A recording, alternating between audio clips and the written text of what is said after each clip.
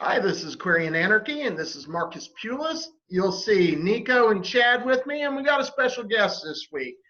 About 2 years ago, just a little bit over 2 years ago, I went down helping out Adam Kokesh in New Orleans, and I met this really cool dude. He's probably one of the hardest working activists I've ever worked with. And being that I mention Adam Kokesh just a minute ago, that says some shit. Some of the people that we've worked with have been very hardworking. Well, Adam House is literally wore us the hell out that weekend. He worked his damn ass off. He is a fighter for liberty that I am proud to call my friend. Adam, welcome to Aquarian Anarchy.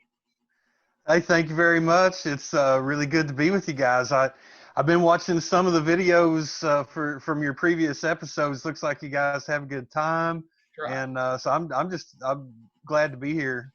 Cool. You want to give a little bit of a bio on yourself to catch everybody up to what you've done, who you are, and those kinds of things, because you have a really interesting story.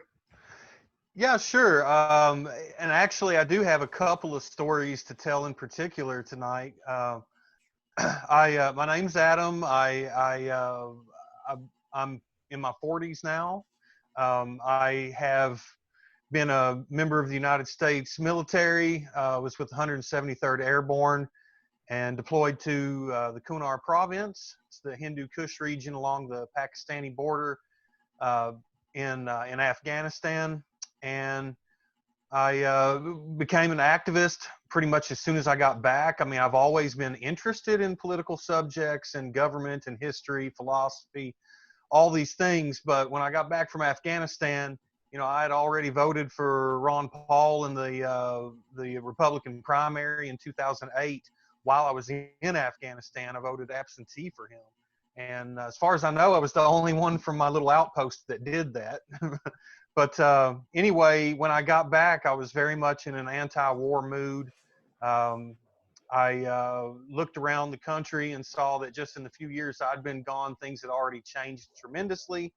And so I thought there were a lot of other issues besides just the wars that were going on that needed to be addressed. And Ron Paul was running for president again, and I supported him with a grassroots effort called Combat Veterans for Ron Paul. Can get in a little bit later to any of this stuff that you might want to, but I did a little podcast for Combat Veterans for Ron Paul for a little while, just during the campaign season in 2012. And like this podcasting kind of thing, like we're doing now, it's not really been my forte.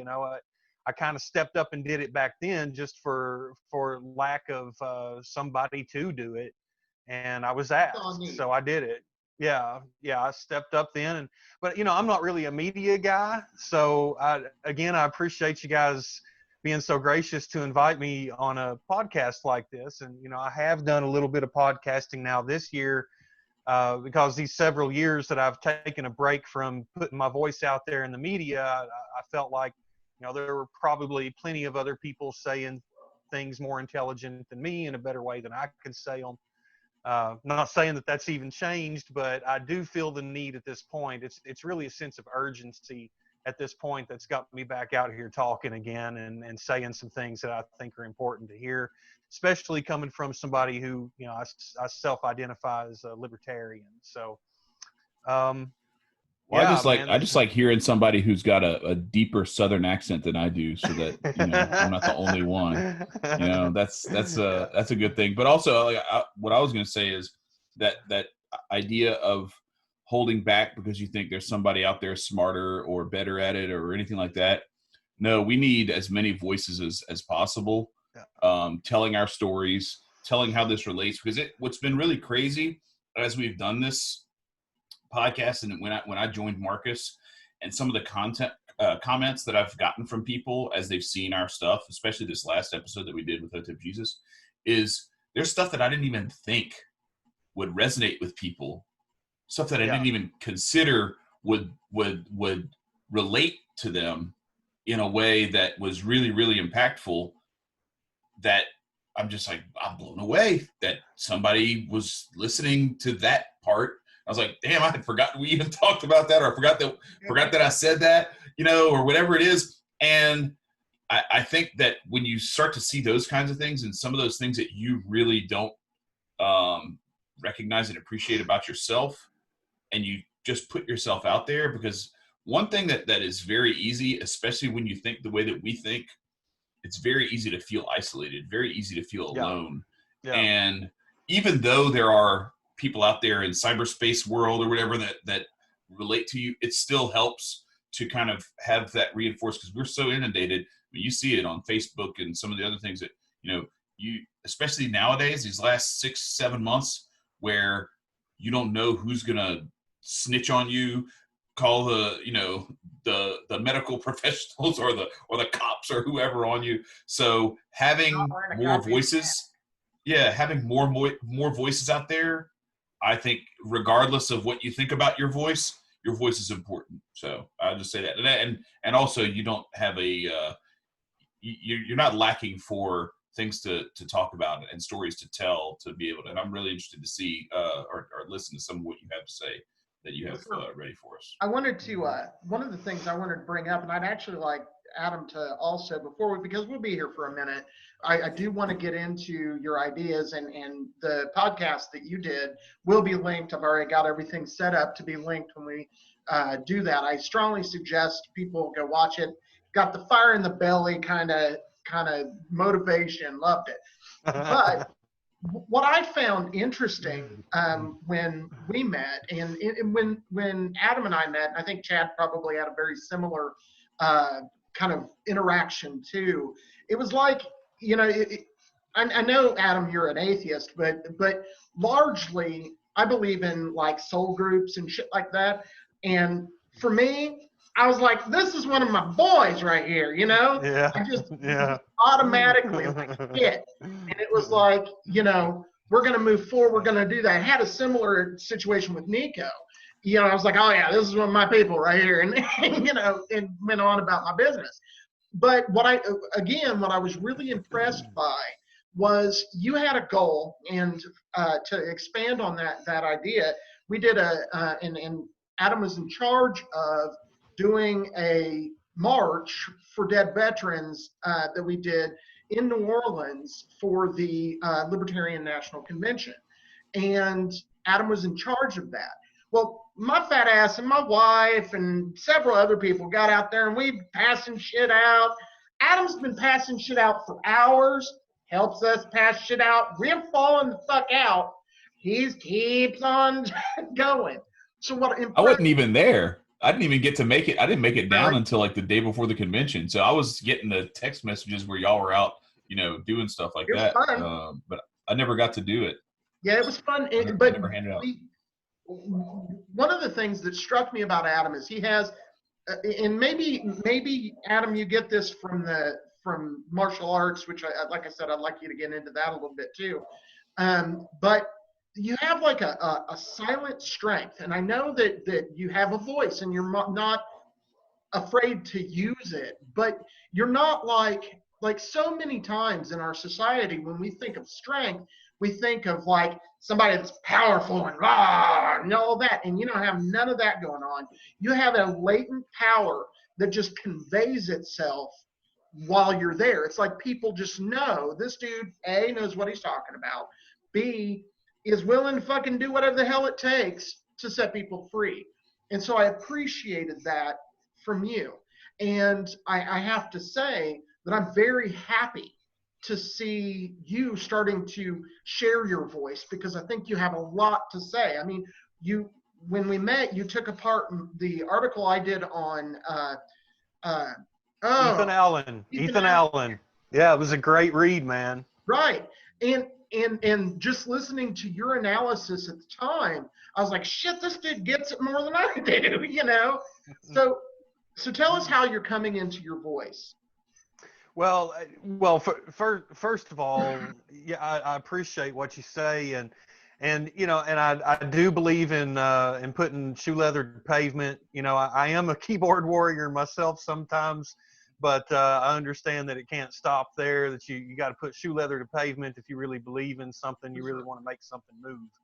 So, but there again, you're talking about the thing we did down in New Orleans. ultimately I didn't reach my goal, guys. Ultimately, I failed that weekend. I had a certain amount of flyers that I was going to get out in what was like 72 hours that we had. And, and I even said that I was going to make sure that we got every single one of those out before it was over with. And I didn't. I failed. Now, but how many thousands of them motherfuckers did you have?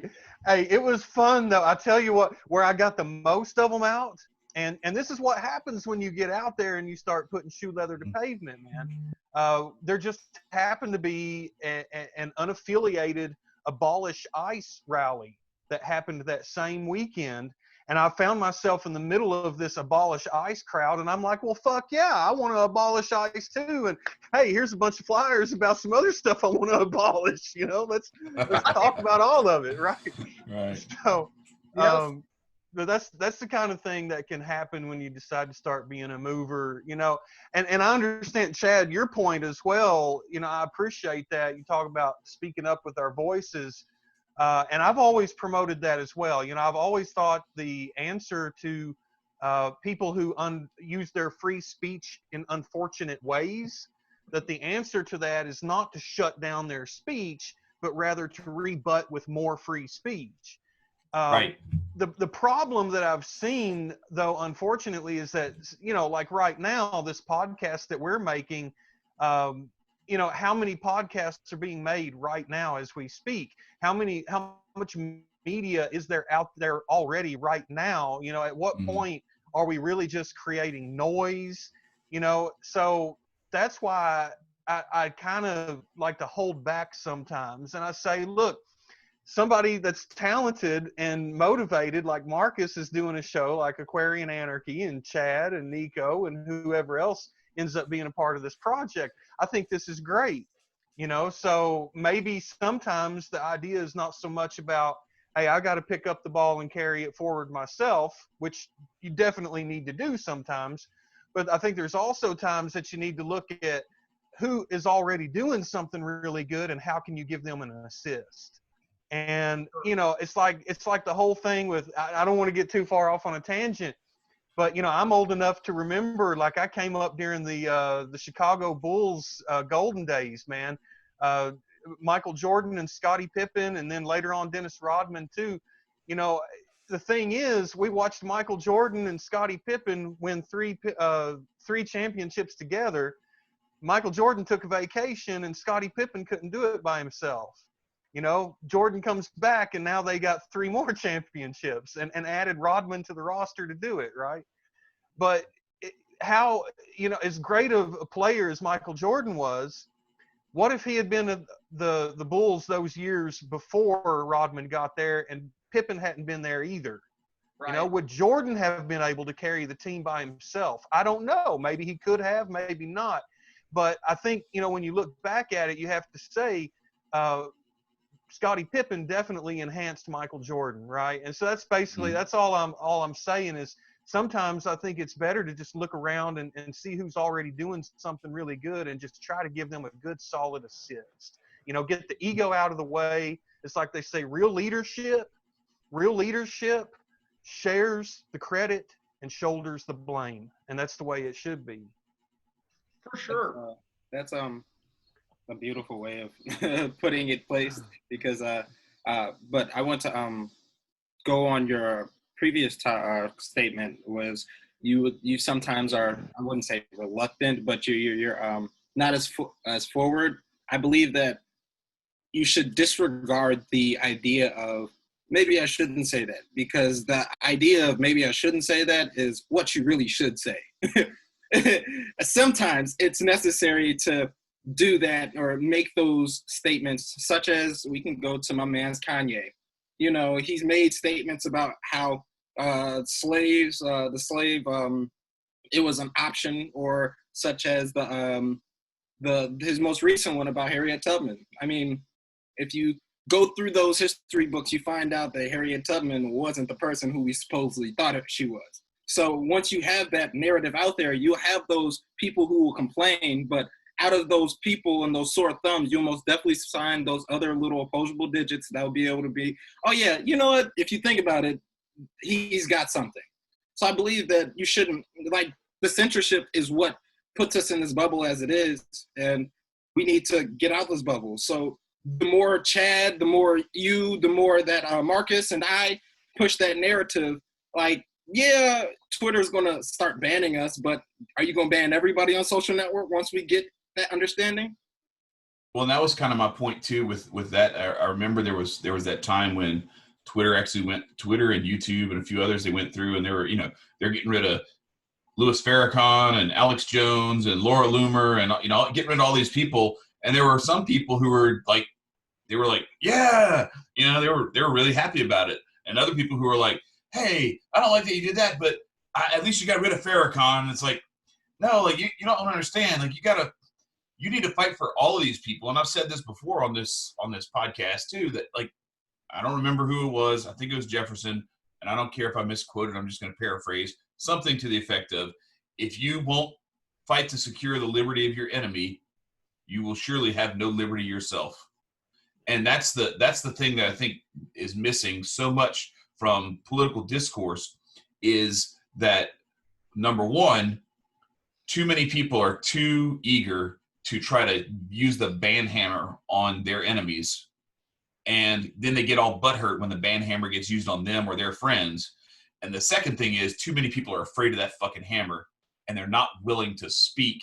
And if you have enough people, enough voices, like you said, Nicco, what are they gonna do? Ban all of us?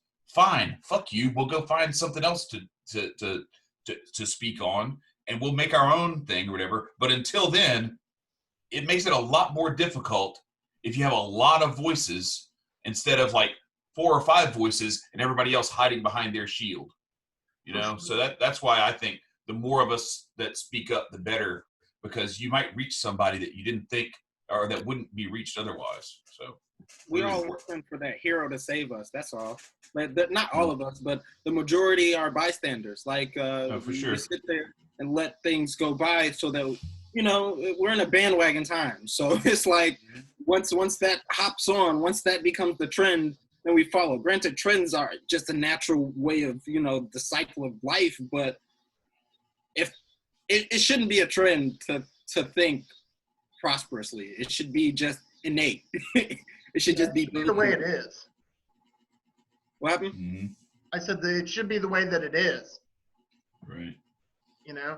What I'm trying to do people don't take into. Go ahead. I was just saying, I'm failing. I was trying to find the quote that Chad was, because I think I've got it, but I can't find it. That's from Thomas Paine. That's what I was thinking. It's Paine. Yeah, okay, it's Paine. All right. It's from Even Thomas better. Paine, and he says, he that would guard his, or he that would not guard even his enemy from oppression, violates the duty or precedent that will reach to himself. So I kind of yeah. That's it. So, I totally fucked it up. Oh well. I got the premise. We got the gist. My bad for attributing it to Jefferson too, because Thomas Paine was way better.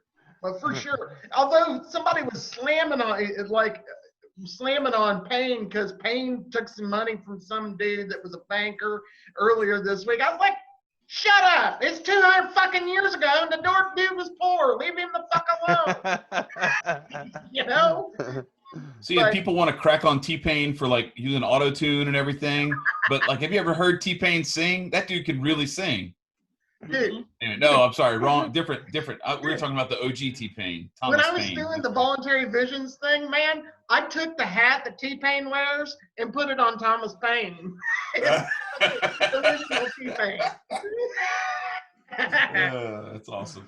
So yeah, beyond the liberty stuff, tell our audience what you've done with martial arts, Adam.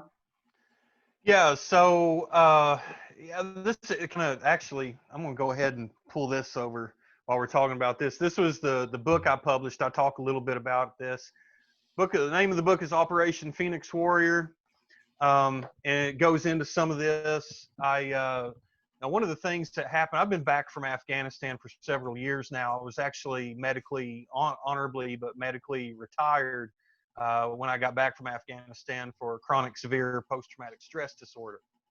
And, in the years since, I've gone on a pretty long journey working on that, working on myself, and finding out over time that there's a lot more than combat that can cause somebody to experience post-traumatic stress. It comes up in a lot of different ways. Some people it's because they were victims of some kind of sexual abuse or maybe some kind of street violence, even car crashes and severe accidents. All these types of things can cause post-traumatic stress.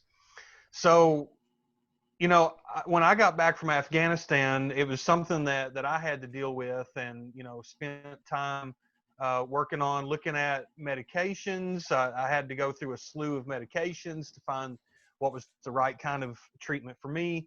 All kinds of different therapies that was offered by both the military on my way out the door, as well as VA services since then. But one of the lessons that I've learned is that what it really comes down to is that you just have to be self-motivated. You have to find what works for you. And I've drummed on that one for years because I don't like to take stances for or against any certain types of therapies. The way I feel is if you find a certain cocktail of medications that works for you, then fine, do that. If you find some kind of outlet in your life that works better for you, then put yourself into that outlet, pour yourself into it and use that for yourself.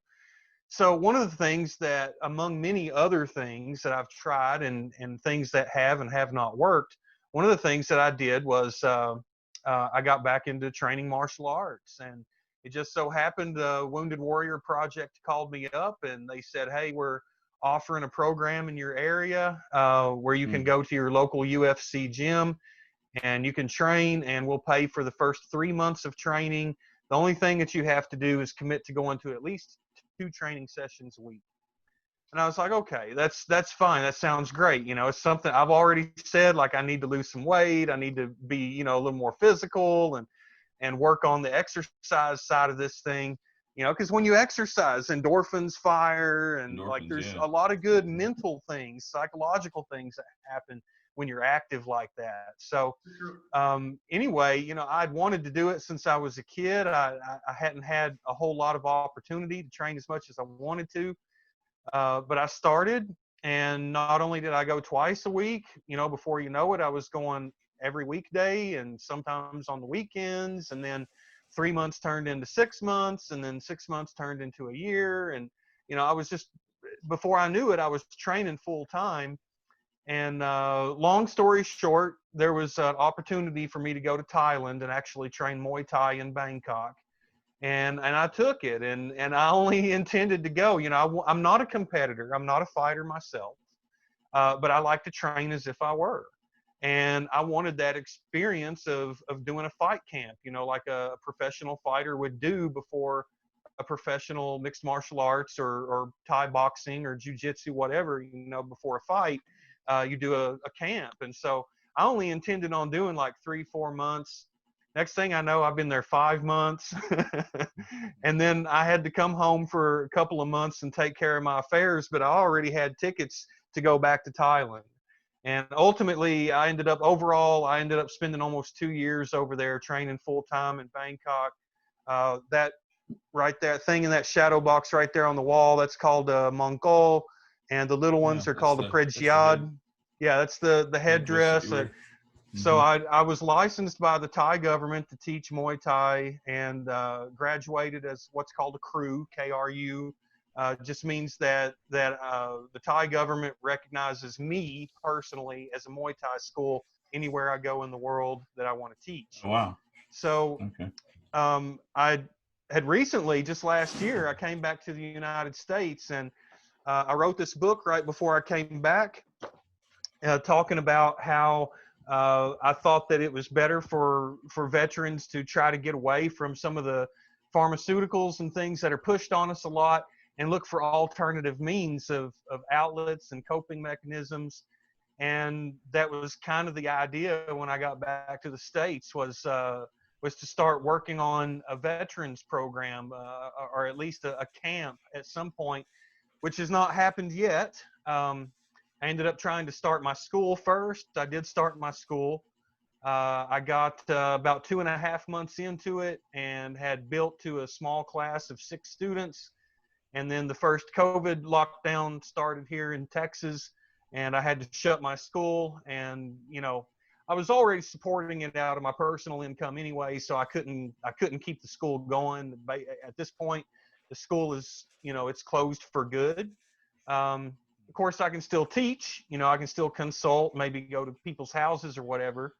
But then back in May, I ended up, again, just in a nutshell, long story short, I ended up having to have surgery. I've got a scar that goes halfway around my neck now, where they had to put in some titanium plates and screws and spacers in my spine. So I've spent the whole summer basically just healing from my surgery, sitting around gaining weight and getting fat again and feeling lazy because of all the just sitting around healing. But I'm in physical therapy now, and you know I've still got a little time on restriction before I can return back to training, and that's been hard, man. This one of the things that I've been really concerned about through this whole COVID lockdown process is people dealing with mental issues, you know, psychological issues, and those who are already predisposed to depression and heightened anxiety and all the problems that go along with that. You know, the isolation is hard on people, man. I'm afraid I don't know what the numbers are on this. I don't know how you know, we'll probably in the next couple of years we'll probably actually find out what the numbers, a more realistic may take a decade. Yeah. But I don't remember the exact numbers, but Adam covered this on Adam versus the Man. I'm saying probably last week, I think, and the numbers are starting to come in, and it is a pretty safe bet that the people that have committed suicide as a direct result of the COVID-19 shutdown will be greater than those who died from the disease, and just in suicides. Amber and I were talking about this recently, that, you know, everyone's coping mechanisms are gone, whether you're talking about, you know, the physical ones, or, you know, you can't get out to go get anything. You know, for me, I smoked weed all summer, you know, you know, and I can't do that now. So that's gone. And, you know, for me, and that little bit of window, because I work for a school system and I have drug testing through the year. So, for instance, I just took a drug test the other day, which I passed. but right,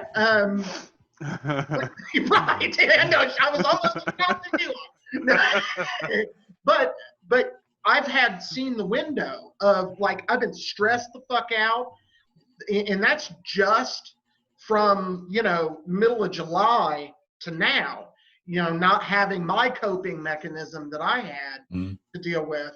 So Adam, from your perspective, do you think, because you've seen the world to a greater extent than, for instance, I have, I don't know if Chad and Nicco have seen more of the world.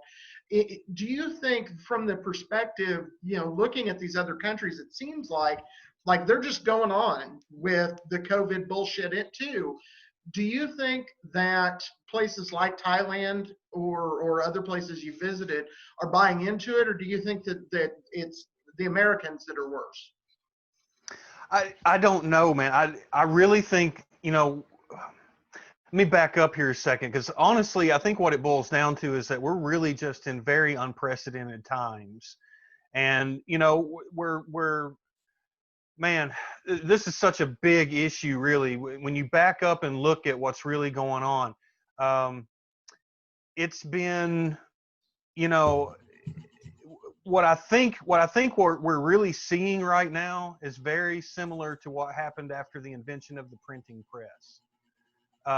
Now, it may sound like I just went off the rails, like I'm on a different subject, but I'm interested to see how you connect this. Yeah. So basically, you know, just quick world history lesson. We all know, after the printing press, it was only a matter of decades before we had everything from global revolutions in almost every country to reformations of all types in almost every religion, all of the social structures, all the institutions, everything changed fundamentally. For sure. And I think the invention of the internet is that next catalyst to do the same thing again. For And sure. I think, you know, it's not something that just happens overnight, but it, I mean, it does happen pretty quick. You know, it's not something that happens overnight. So now again, you know, like, I think, you know, I may have zoomed out too far for most people to understand how that really relates, but that's, you know, I think that's really what it boils down to. We're in a total global realignment right now. And all of the old alliances between nations, between different peoples, between even here domestically, just within the United States, all of the political alliances that we've known, you know, most of our lives, those of us, you know, been around for any time at all, like, all that stuff's changing in fundamental ways right now. So, you know, it was amazing, like, when we first started having lockdowns around the globe, you know, and I just got back from Thailand, and I've got friends, you know, because I was stationed in Europe in the military and all that too. So I've got friends all around the world, and here for the first time in my life, you know, because usually, like, if you're a world traveler, you see huge differences in, like, what my friends in Southeast Asia are thinking about and talking about, what my friends in Europe are thinking about and talking about, and all those things are completely different from what we're thinking about and talking about here in the States. And then COVID comes along, and all of a sudden the whole fucking world is talking about the same thing. And I think and it was mostly a global talking about reset. talking about it in the same way too. That's the thing, that there's been a tremendous amount of propaganda, and the question I was going to ask you as you were going through that, because I kind of saw when you said the thing about the printing press, and you started, I was like, oh, okay, so he's talking about the internet and, like, social media and all this stuff, how you kind of had this explosion of a lack of control over how people can communicate and organize each other. And so what they had to do is they just, again, back to that band hammer, they just said, boom, no, you will not organize. You will not do this shit. And that's why it was really interesting to see if you saw, so, like, on Hooked Up's Been Told You Thursday night, Hooked Up Jesus went off on this. He's like, they told you the revolution was not going to be televised. So if you see a revolution on TV, you think that's the revolution? That ain't the revolution. Right. That's the thing that is, you're supposed to think is that's the decoy, you know, like, that's the duck that you're supposed to go want to fuck. And when you go over there, they shoot you, you know, like, hey, you ever been duck hunting before or watch duck hunting on TV? You know, you put decoys out on the lake, and then the ducks come in. They want to get busy, and they get shot instead. Yep. So, I mean, it's a very so is that, I mean, I'm guessing that's what you were pointing to, is that you had a complete like an uprising, so to speak, of people thinking differently and things starting to change, and the grip on how to control people was starting to slip away. And so this was a way to just kind of, sort of like Independence Day, you know, where it's like, all right, all we need is an alien invasion, and now we can just unify the whole world. And it sounds like this great thing, right? You know, world unification, like, yeah, we're all in this together, okay? I have a friend who, every time they say we're all in this together, we have to drink, you know? So, but seriously, like, if you think about it, it's a great way to organize people back into control, bring them back to heel. You know, like, look, hey, aren't you scared of that shit? Come back to daddy.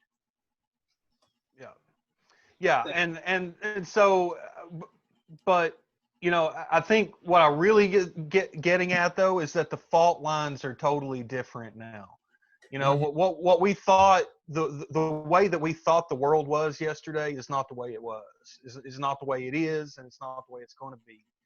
So, you know, for me, you think it exposed fault lines? You think it exposed different fault lines, or do you think that it created them?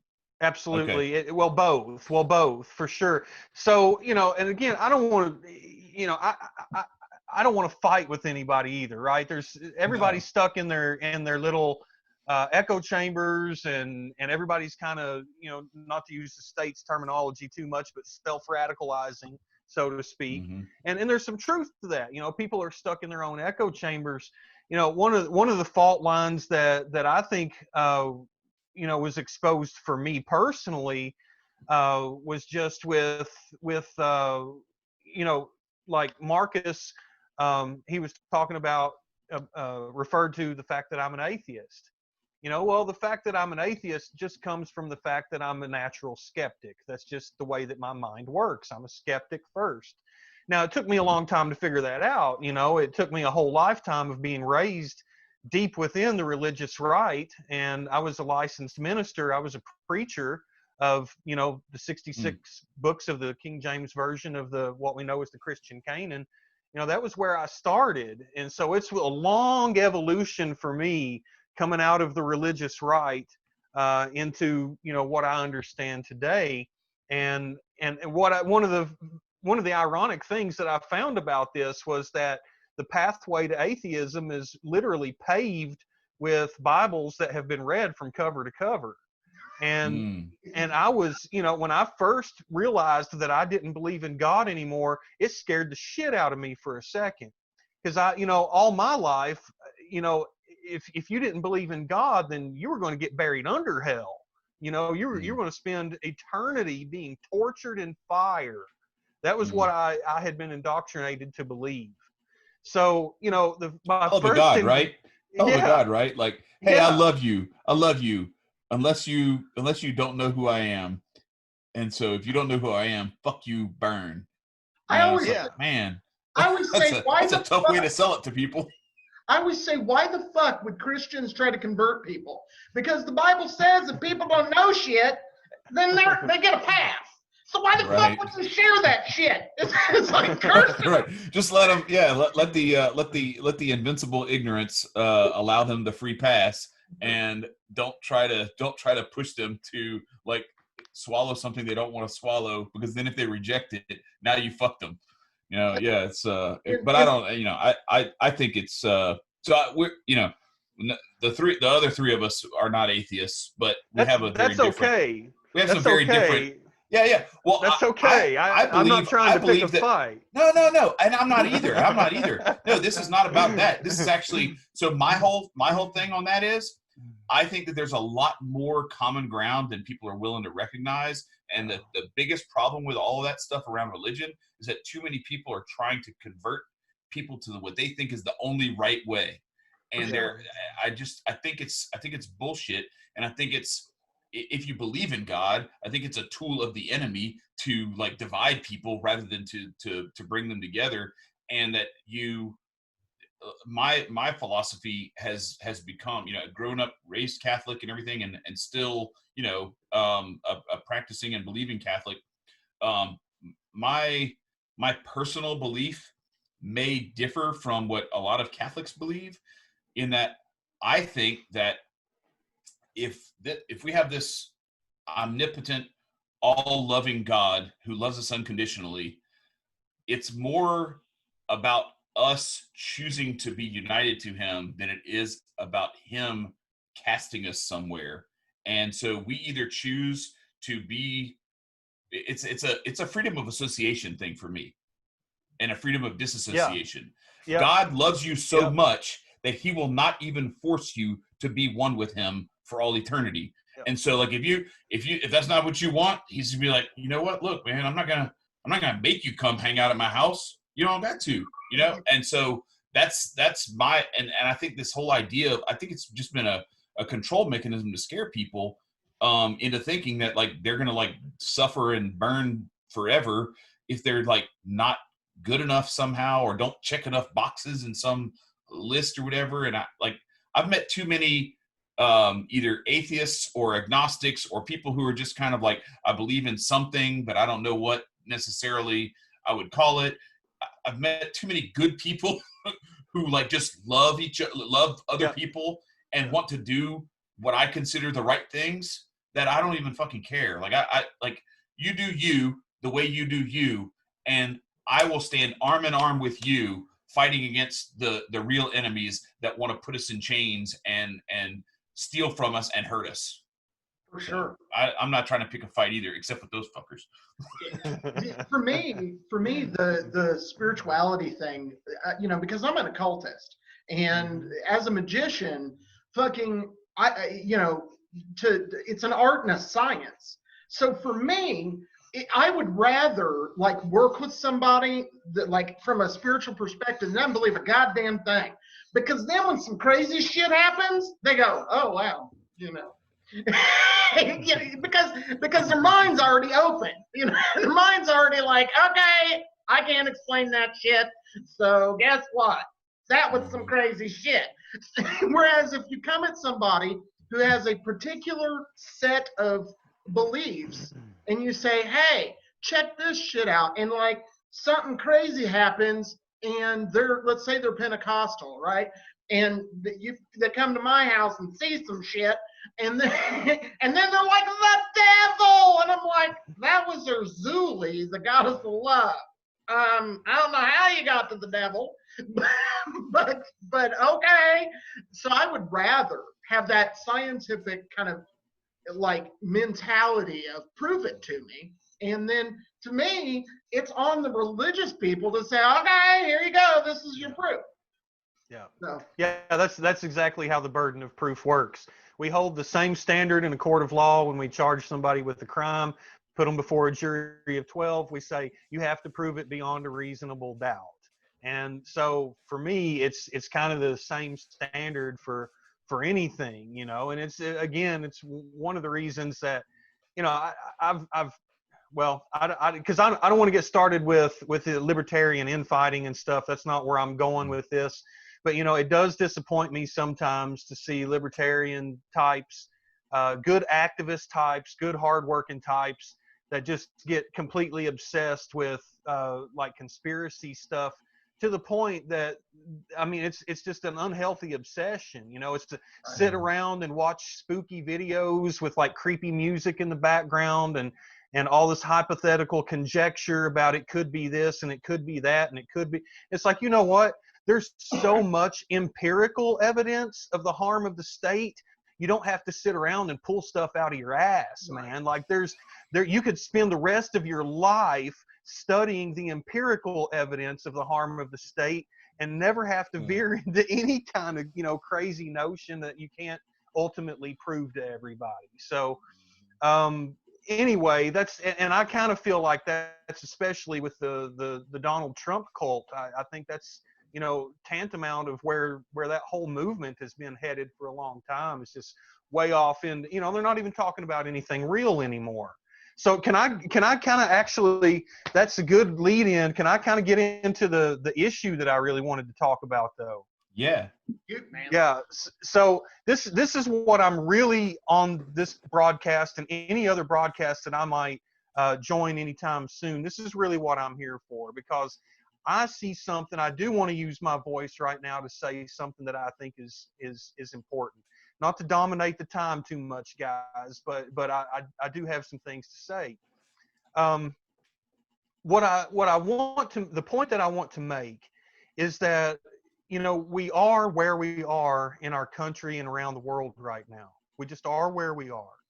All right. There's a lot of history that I would like to talk about how we got here.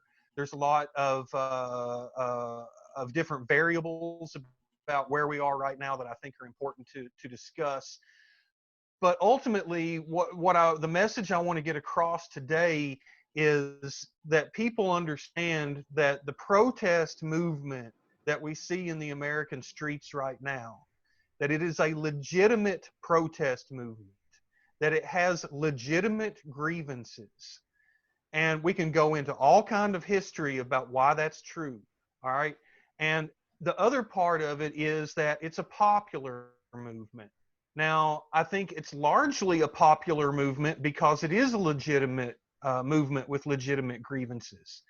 And what I'm most concerned about right now is that the media and DC in particular, our, Republican and Democrat leadership that we have right now, that they're going to turn the narrative and try to turn the American people completely against the protest movement.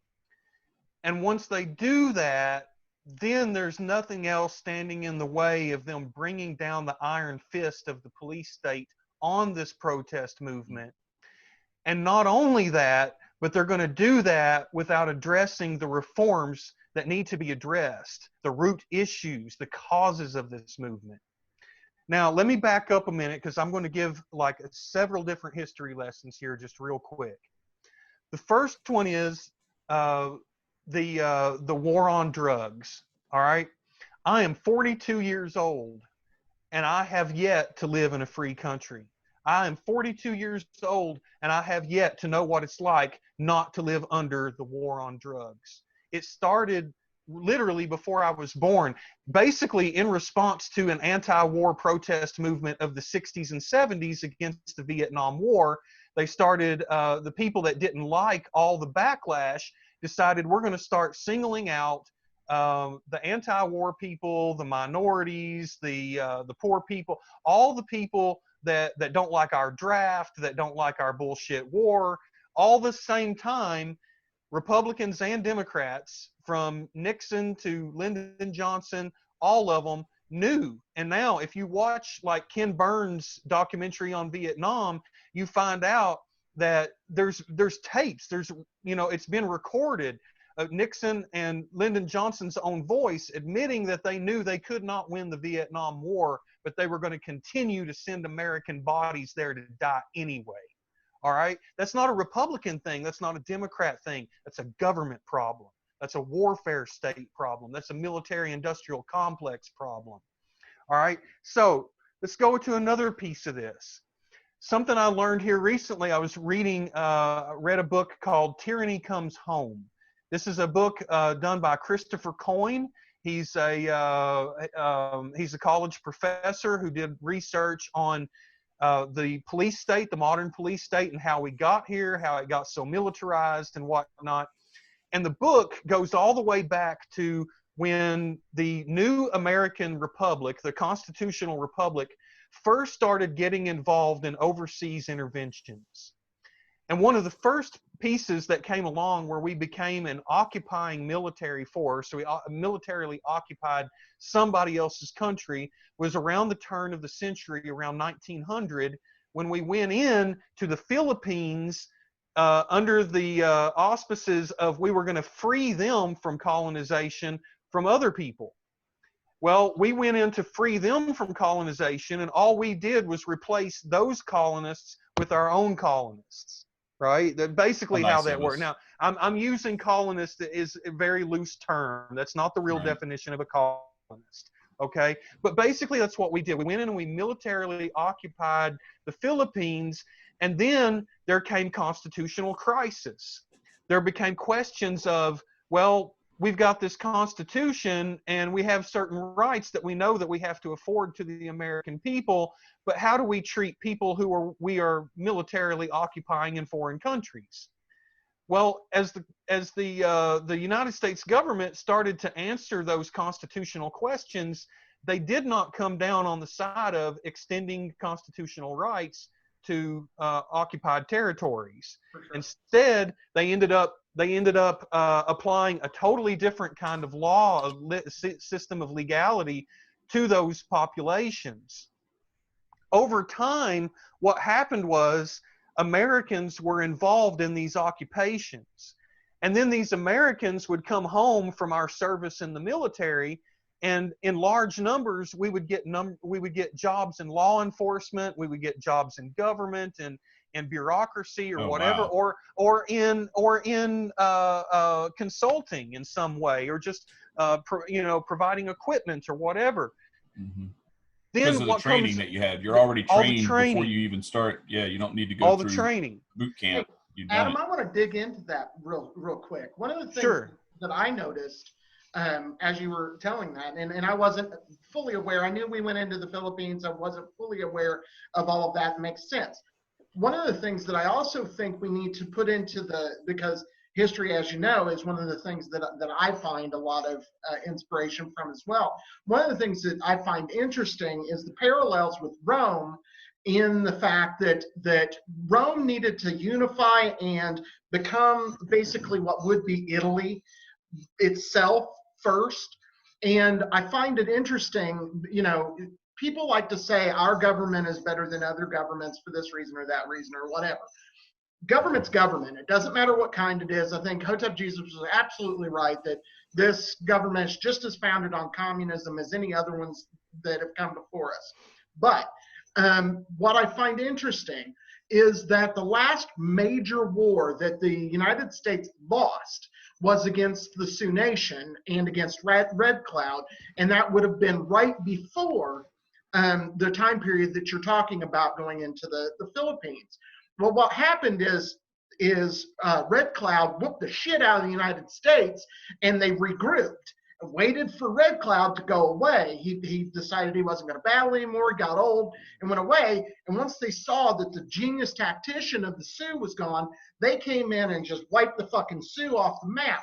And what that did, most people don't realize, that the Sioux occupied 1/5 of what is the continental United States. 1/5.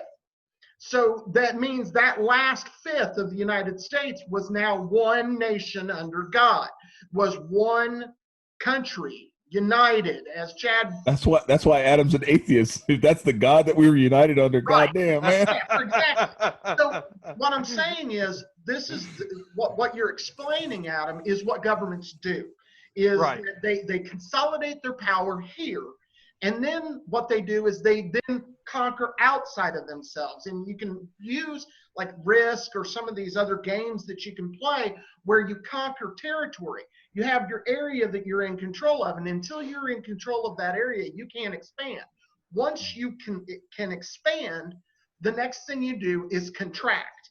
And I think right now we're going into the contraction phase of controlling ourselves. So go ahead. Yeah, no, that's good. And honestly, we could really get into the weeds on this.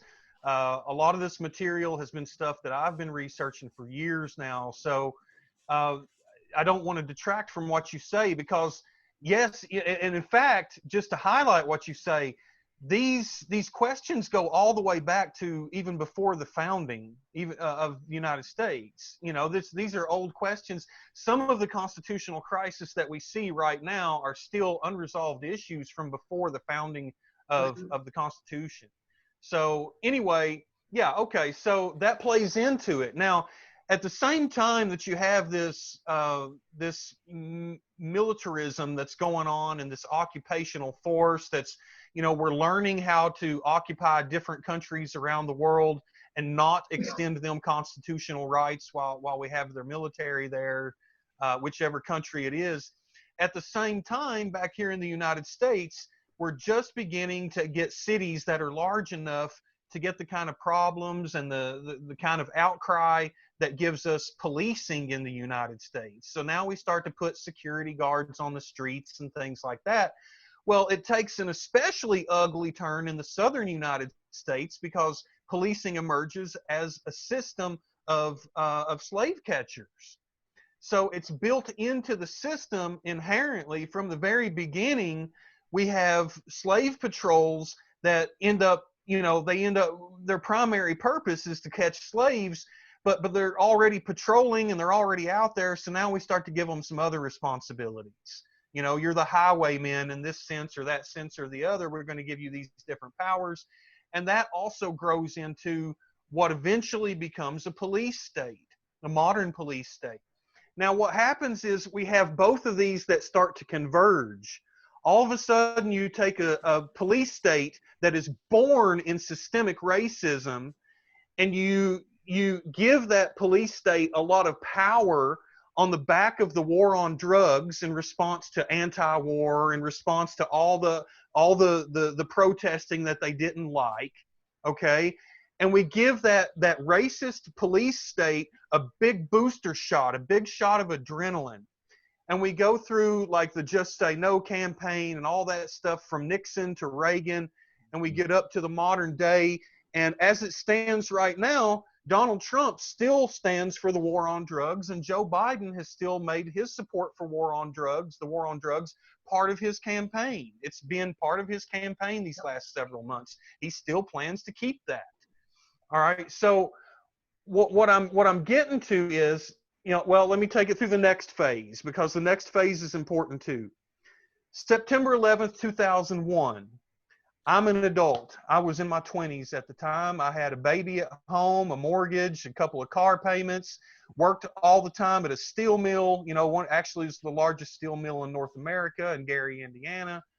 And I see what happens after 9/11. This country completely loses its mind, giving just blind allegiance and loyalty and support to the police.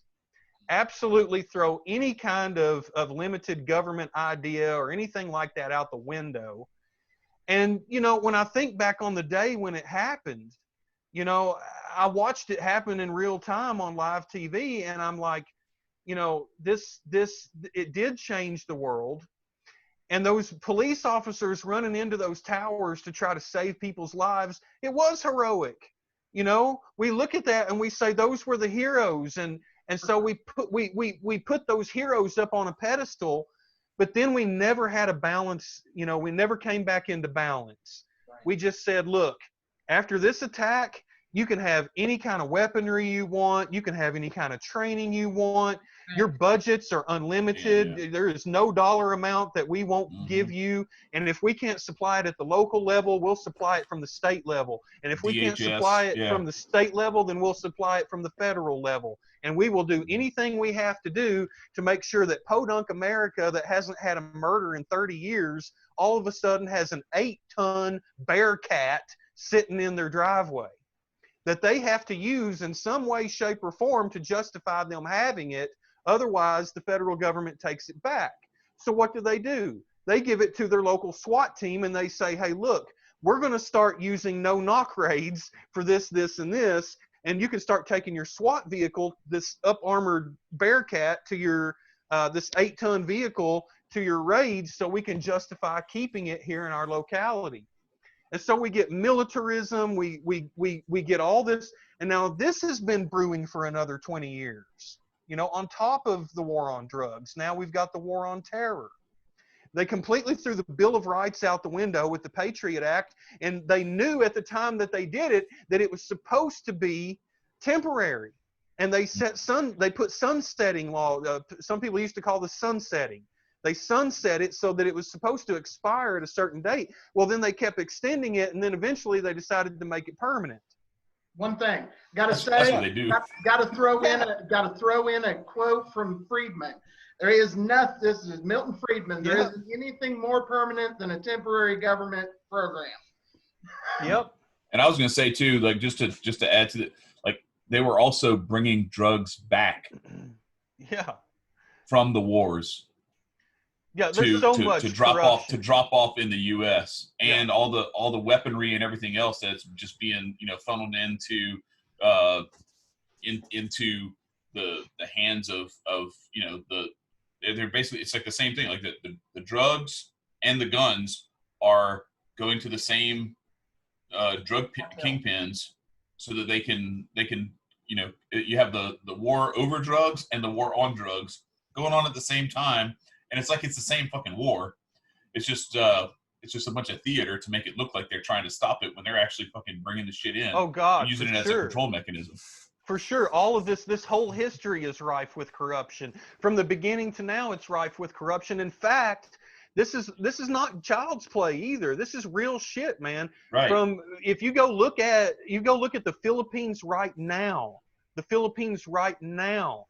they never did finally get away from that military rule. They've never gotten away from it. Right now, they have one of the most brutal wars on drugs in the whole world. They have police squads in the Philippines right now that will just go and secretly black bag people and fucking kill them. And they get away with it. They're not held accountable for it at all. So this stuff, And that's kind of the point that I'm trying to get at. Again, I know this is a lot leading up to what I really want to get No, to. this is good shit. Yeah, Yeah. I see where you go and get there. Let's. I love it. And I mean, take your time though. Go through. I don't want you to feel rushed at all. Like this is good shit. So. Yeah. So this is one of the personal stories that I wanted to tell.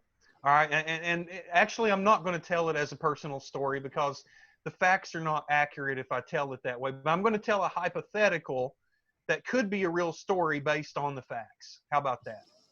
I'm going to preface that by saying, if you want to look into why I say it, look into. I mean, it's well documented. You can just do a Google search and start finding about police corruption in Afghanistan during America's war on terror.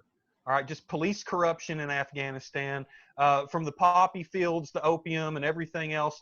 But here's one of the things that was known to happen in Afghanistan, and is known to happen in Afghanistan under American military occupation.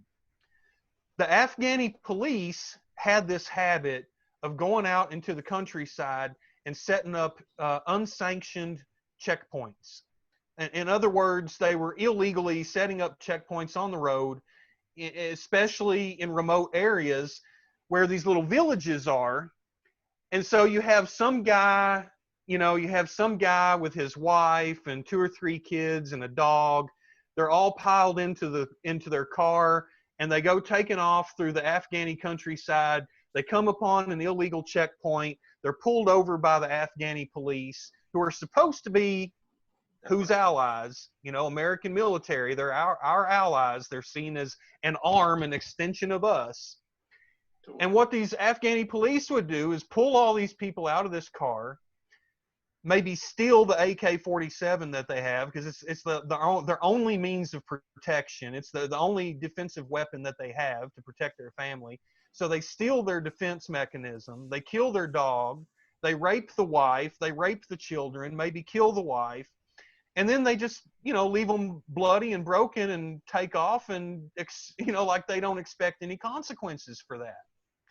And so then these people, they end up, even if they're issued a threat, like if the police were to tell them, hey, when you get back to your village, don't you dare squeal. Don't you dare be a snitch. Don't you tell on the police. When you get back to your village, you just keep it quiet. If anybody asks you what happened, you come up with something else to tell them. You don't rat out the police. Well, these people go back to their village, and even if they're trying to keep the thing a secret, eventually the truth is going to come out. People are going to ask questions. They're going to start putting 2 and 2 together, and the truth comes out. And now all of a sudden, let me ask you, if that was your village out in the middle of nowhere, and you're talking about villages where a lot of the people have never been more than 20 miles from their village in their entire life. Right. They're in their 60s and they've never been anywhere outside of their little province in Afghanistan. And all they know is their little shack and their little goat and the countryside, man. And they don't really, a lot of them, they don't have modern medicine. They don't have modern education, none of that kind of stuff.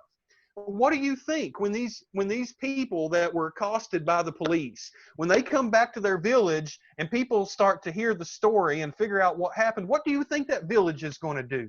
What do you think the people in that village are going to say? What are they going to start doing? They're going to do the same thing that Ethan Allen did. He got his people together and went out and whooped some ass. Exactly. That's what he did. Exactly. So now all of a sudden you've got a village uprising, let me say it, with a legitimate grievance. Right? You've got a village uprising with a legitimate grievance, and it becomes a popular uprising because it is a legitimate grievance. And so now all of a sudden all the villagers get together, they start shooting at the police. The police call in their reinforcements, they start shooting at the villagers. Now you've got a standoff between the police and the village.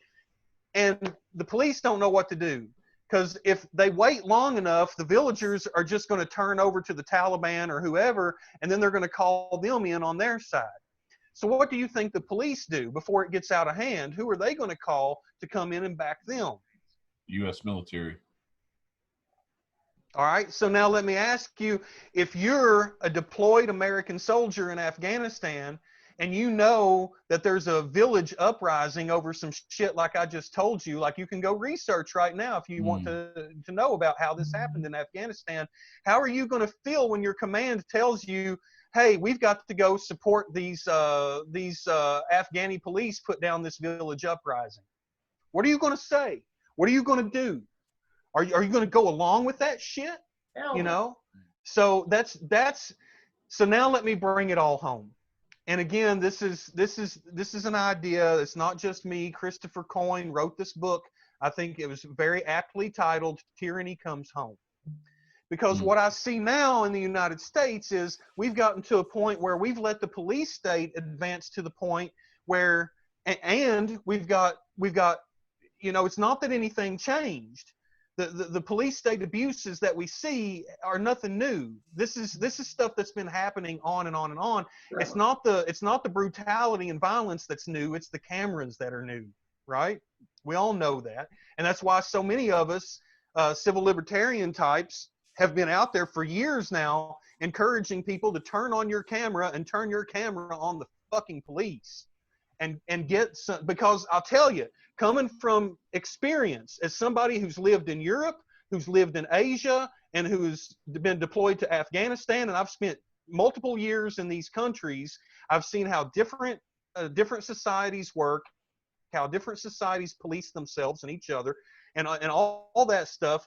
The police state, as we see it in America right now, is unjustifiable. This is not, the standard is higher than this. This is not how you treat people.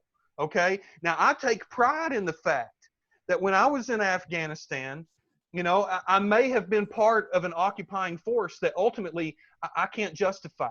I can't justify my, I think it ultimately, as my life's progressed, I've understood we went the wrong way in Afghanistan. We went the wrong way. But even just on like a personal level, I respected the Afghani people and they respected me back. I learned how to speak their language with them.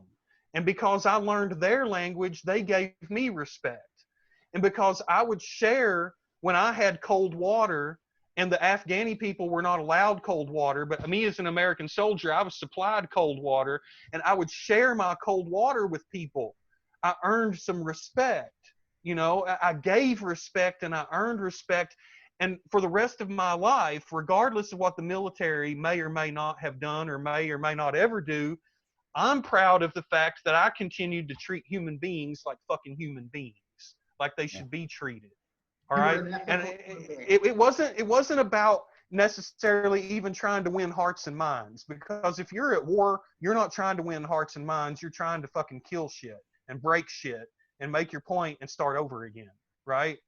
And so, I was part of a military that was doing that, but me personally, I'm not trying to win hearts and minds. I'm just trying to respect people.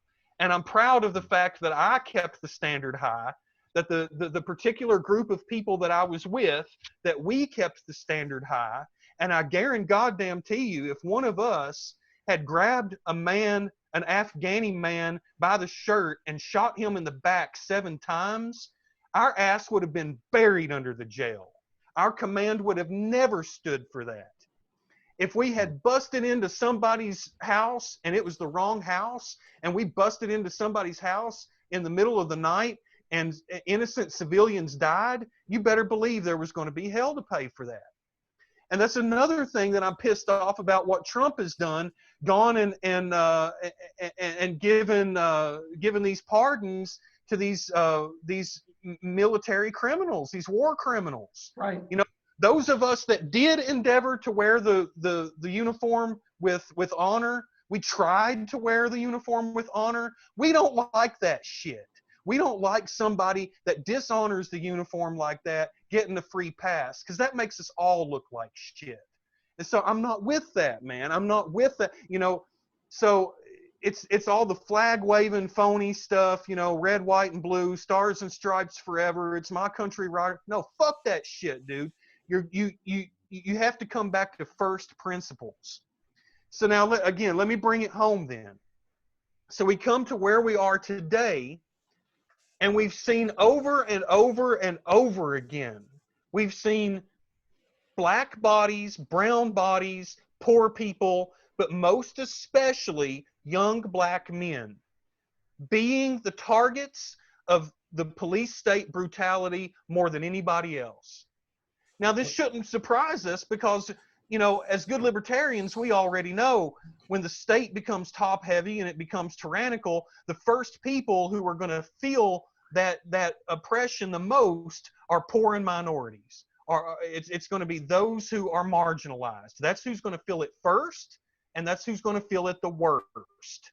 And so that's where I see that we are right now. We've gotten to a moment where we finally have had the cameras on the police state violence so much, and we get an event like George Floyd that happens at a time when people are at home and they're absorbing all this media, and finally people see the scales start to fall off and they start to see the police state for what it is. So now not only do black Americans come out of their homes and start to protest, but white Americans, brown Americans, Asian Americans, we're all coming out of our homes to protest because we know that this is not just about George Floyd. This is not just about Breonna Taylor. This is not just about even Rodney King or Emmett Till. It is about those things. And those things are especially bad when we look at it. But it's about all of us, man. That's why we can't cop out and say, oh, well, let the black population figure it out. It's their problem, right? Bullshit, man. This has been a fight of all of us from the very beginning. This is something else I said on my podcast. Do you realize now? I know different people can say the revolution, the American Revolution, started in different places or different ways. You know, whoever was the first casualty. One of the first casualties, at least, of the Revolutionary War came in something called the Boston Massacre. And if you look at what happened, it was one of the catalyst events. The Boston Massacre was one of the things that set off the American Revolution. What happened at the Boston Massacre? A small group of people stood up to the police that were known for their violence against the people. Yep. They were trying to stand up against the violence of the police state of the day, who just at that time happened to be the fucking redcoats. And what happened? The redcoats shot at the people at the Boston Massacre. They shot at those people and they killed one person, and guess who it was? It was a man by the name of Crispus Attucks. He was a black man and he took 2 bullets to the chest. So every American that wants to talk about, you know, like the American Revolution and, you know, like tying it to some kind of, you know, white Christian history or what, it's bullshit, man. Look, black men have been dying for this to be a free country before even a lot of white men were. So we are all in this together. This is not just somebody else's problem. You can't cop out and say this is somebody else's problem. This is my problem. This is your problem. This is all of our problem. And we've all got to work on it together. So now, like I said, I know I've talked a lot, dude. Guys. I know I've talked a lot, but I want to apply it to where we are right now. Yeah, all right? I get that. Let me twist real quick. Yeah. So I agree with you 100%. And one of the things that I want to say is I agree with you. We are all in this together. What we also need to fight is that, because what the state's good at what it does, and what it does is defend itself. And so what it does is it twists that fucking narrative, and it makes it about whites against blacks. It's all about divide and conquer. It's what they fucking do. I've faced it all fucking day today. I've blocked 1,000 goddamn people today because these stupid motherfucking boot-looking pieces of shit coming up making excuses. Fuck them. I don't have time for them. And the bottom line is they're gone. So at the end of the day, this is not about black versus whites or poor versus rich or whatever the fuck else they want to do. It's about the state versus us. Yep. And I will stand with anyone who will stand with me and fight these pieces of shit. Exactly. And that's the greater point. I'm glad you said, and you chimed in there too, Marcus, because that's exactly the point. Now, when those of us that have been paying attention to the warfare state for a while, and the police state and the war on drugs and all these things, what do we know about how the warfare state works when we decide we're going to go look at 1950s Iran. Look at what we did in the nation of Iran. Now, look what we did in Afghanistan and what we've done in Iraq and all these other countries where we've inserted ourselves militarily. All right, when we look at this history, they divide the people along racial lines. They divide the people along economic lines, political lines, and especially religious lines. And then when they get these little skirmishes that pop up within the country, then what we do, as the American military does, is say we're sending in advisors. You know, the American people are not for sending in the military just yet. We're not going to invade, but we're going to send in advisors, right? So we send in advisors, and what do the advisors do? You know who advisors are? When the military says they're sending in advisors, you know what that means? Training. They're sending in special forces. They're sending in something called a force multiplier. And what that special forces does is they go in, and one special forces guy recruits several insurgents within the country, and they basically put together a little makeshift militia, and they stir some shit up. After they stir this shit up, then the media gets a hold of it, and they say, look, all this shit's being stirred up in this foreign country. And, you know, maybe an American gets killed in the process or something like that. Next thing you know, it's like, well, okay, we've got to start sending some more money. We've got to send some supplies. You know, we've got to fund this movement over there that's fighting this repressive regime, and that's called mission creep. In the military terminology, it's called mission creep. And the next thing you know, you go from a country like Iraq that was basically a westernized country. You know, I mean, I'm not going to say Iraq was perfect under Saddam Hussein. By no means was it perfect, but it was a modern country. You know, they lived in modern times. They weren't living like in the Bible ages, right? This is not. When people talk about stoning them back to or bombing them back to the Stone Age, not all these people live in the Stone Age. You know, some of them live very much like we do in the States.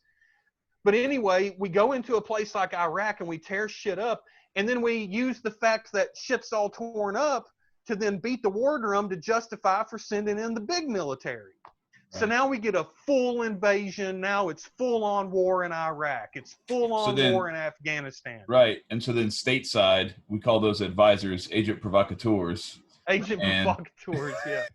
And you end up with an excuse to call in the National Guard or whatever else it is, where we are going to go with, and that's where, you know, even the stuff where it's like the defund the police stuff, it's like, okay, defund the police, but like if your thing isn't like replace that with like you being able to arm yourself and protect yourself and kind of police your own communities yourselves, you realize that the people who you don't like, they're coming down on you even harder with a whole different kind of police that you're not going to have any option about defunding or anything like that. Right. And so it's a lot of times they use some of that stuff, you know, it's well, back to bring it to Muay Thai, you know, you go for I saw this one, I was kind of getting myself prepared. I was like, I didn't realize it was like as much, they talk about how there's like clinching and stuff like that. I see a whole lot of striking. I'm scared as shit of y'all, especially with a dude with big ass legs like you have. I don't want you kicking me. But no, but like you go for a big, you know, you go try to take a big swing, and if you don't hit, now that I've lost my balance, you know, here comes Adam with a roundhouse, and he's catching me across the side of my head, and that's I think what some of this is. Like you take that big swing and defund the police, and they'll just be like, oh, watch this. And then you don't even see the heel come into the back of your head, and it's there. It's so where do you put that part of it? Because there's definitely there's a huge contingent of like you said, legitimate people with a legitimate grievance who are out there, but then there's also they're not alone. Because that's not how government works. Government doesn't just let you do that shit and get away with it. They either smash it or they come in and they infiltrate it, and they start to create some little shit where, next thing you know, you got people just going breaking random windows in people's cars and parking lots for no, it's like, what the fuck you do? Like, go to the fucking police precinct, like, take it to the source. I don't know why you want to go destroy a mall, over, like, the fucking police killed somebody and you're going to go destroy a mall. Like, it's, I understand people get upset, everything, but what's your take on that? Because there's been a lot of reporting that a lot of this stuff is maybe even police that are doing some of this shit, burning the AutoZone and all this other crap in Minneapolis. So this is where I think we have to bust that either or narrative. Like it's a binary choice or whatever, right? Because I don't want to minimize. There are people out there that are exposing that there are agent provocateurs that are trying to infiltrate the protests. There are people who are just, taking advantage to loot or to be destructive or whatever. Some people are really concerned about Antifa and elements of the anti-fascist lash back to Trump's presidency, being destructive in the streets. I don't want to minimize any of that because obviously, I don't condone destruction of private property. I don't think that's the way to go either. The problem that I have here is that I don't think that should be the focus. And what I see happening is, especially over in the Republican Party and, their affiliates or whatever, like over on that side of the political spectrum, they want to point at the most militant Antifa, handful of people and start crying communist and start crying, violent, revolutionary, militant, whatever. And then they take all of the onus off of the state.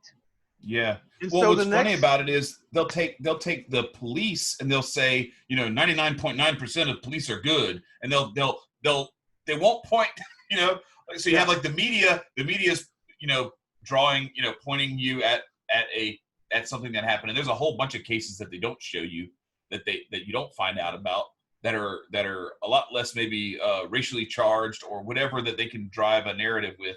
But you'll have that same group on the right that will point and say, that's not every cop. Most of the cops, the overwhelming majority of the cops are good people and everything. But then they'll take this kind of shit that's going on and they don't have anything. It's like if anybody's out on the streets protesting, they're Antifa and they're burning shit and tearing shit up. It's like, and we can't do that. Wait. What happened to the where you get to point at that's just a few bad apples, There's only a few bad apples on one side of this equation and not the other. So I'm with you. Like this false binary is the thing that's. And I think that's right. And I think that's it's a misfortune of us using collectivist language and starting to stereotype, because that's what it's exactly. Okay, so this is basically, let me finally bring this to a more finer point now. This is what I'm really concerned about in the next months and the next couple of years that's going to happen. What I'm really concerned about is that regardless of whether Donald Trump or Joe Biden gets elected, I don't really think, there's that much of a difference one way or the other.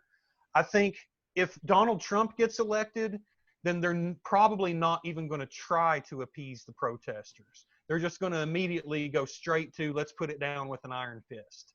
Right. I think if Biden and Harris get elected, what they're going to do is they're going to get as close to the rhetoric as they can.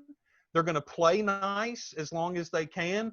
And they may even give a few tepid things like they'll make Juneteenth a national holiday. Which, I've been celebrating Juneteenth for several years now. I mean, whatever. But at the same time, I'm like, creating a national holiday, it's something the government, I don't think the state should have any holidays.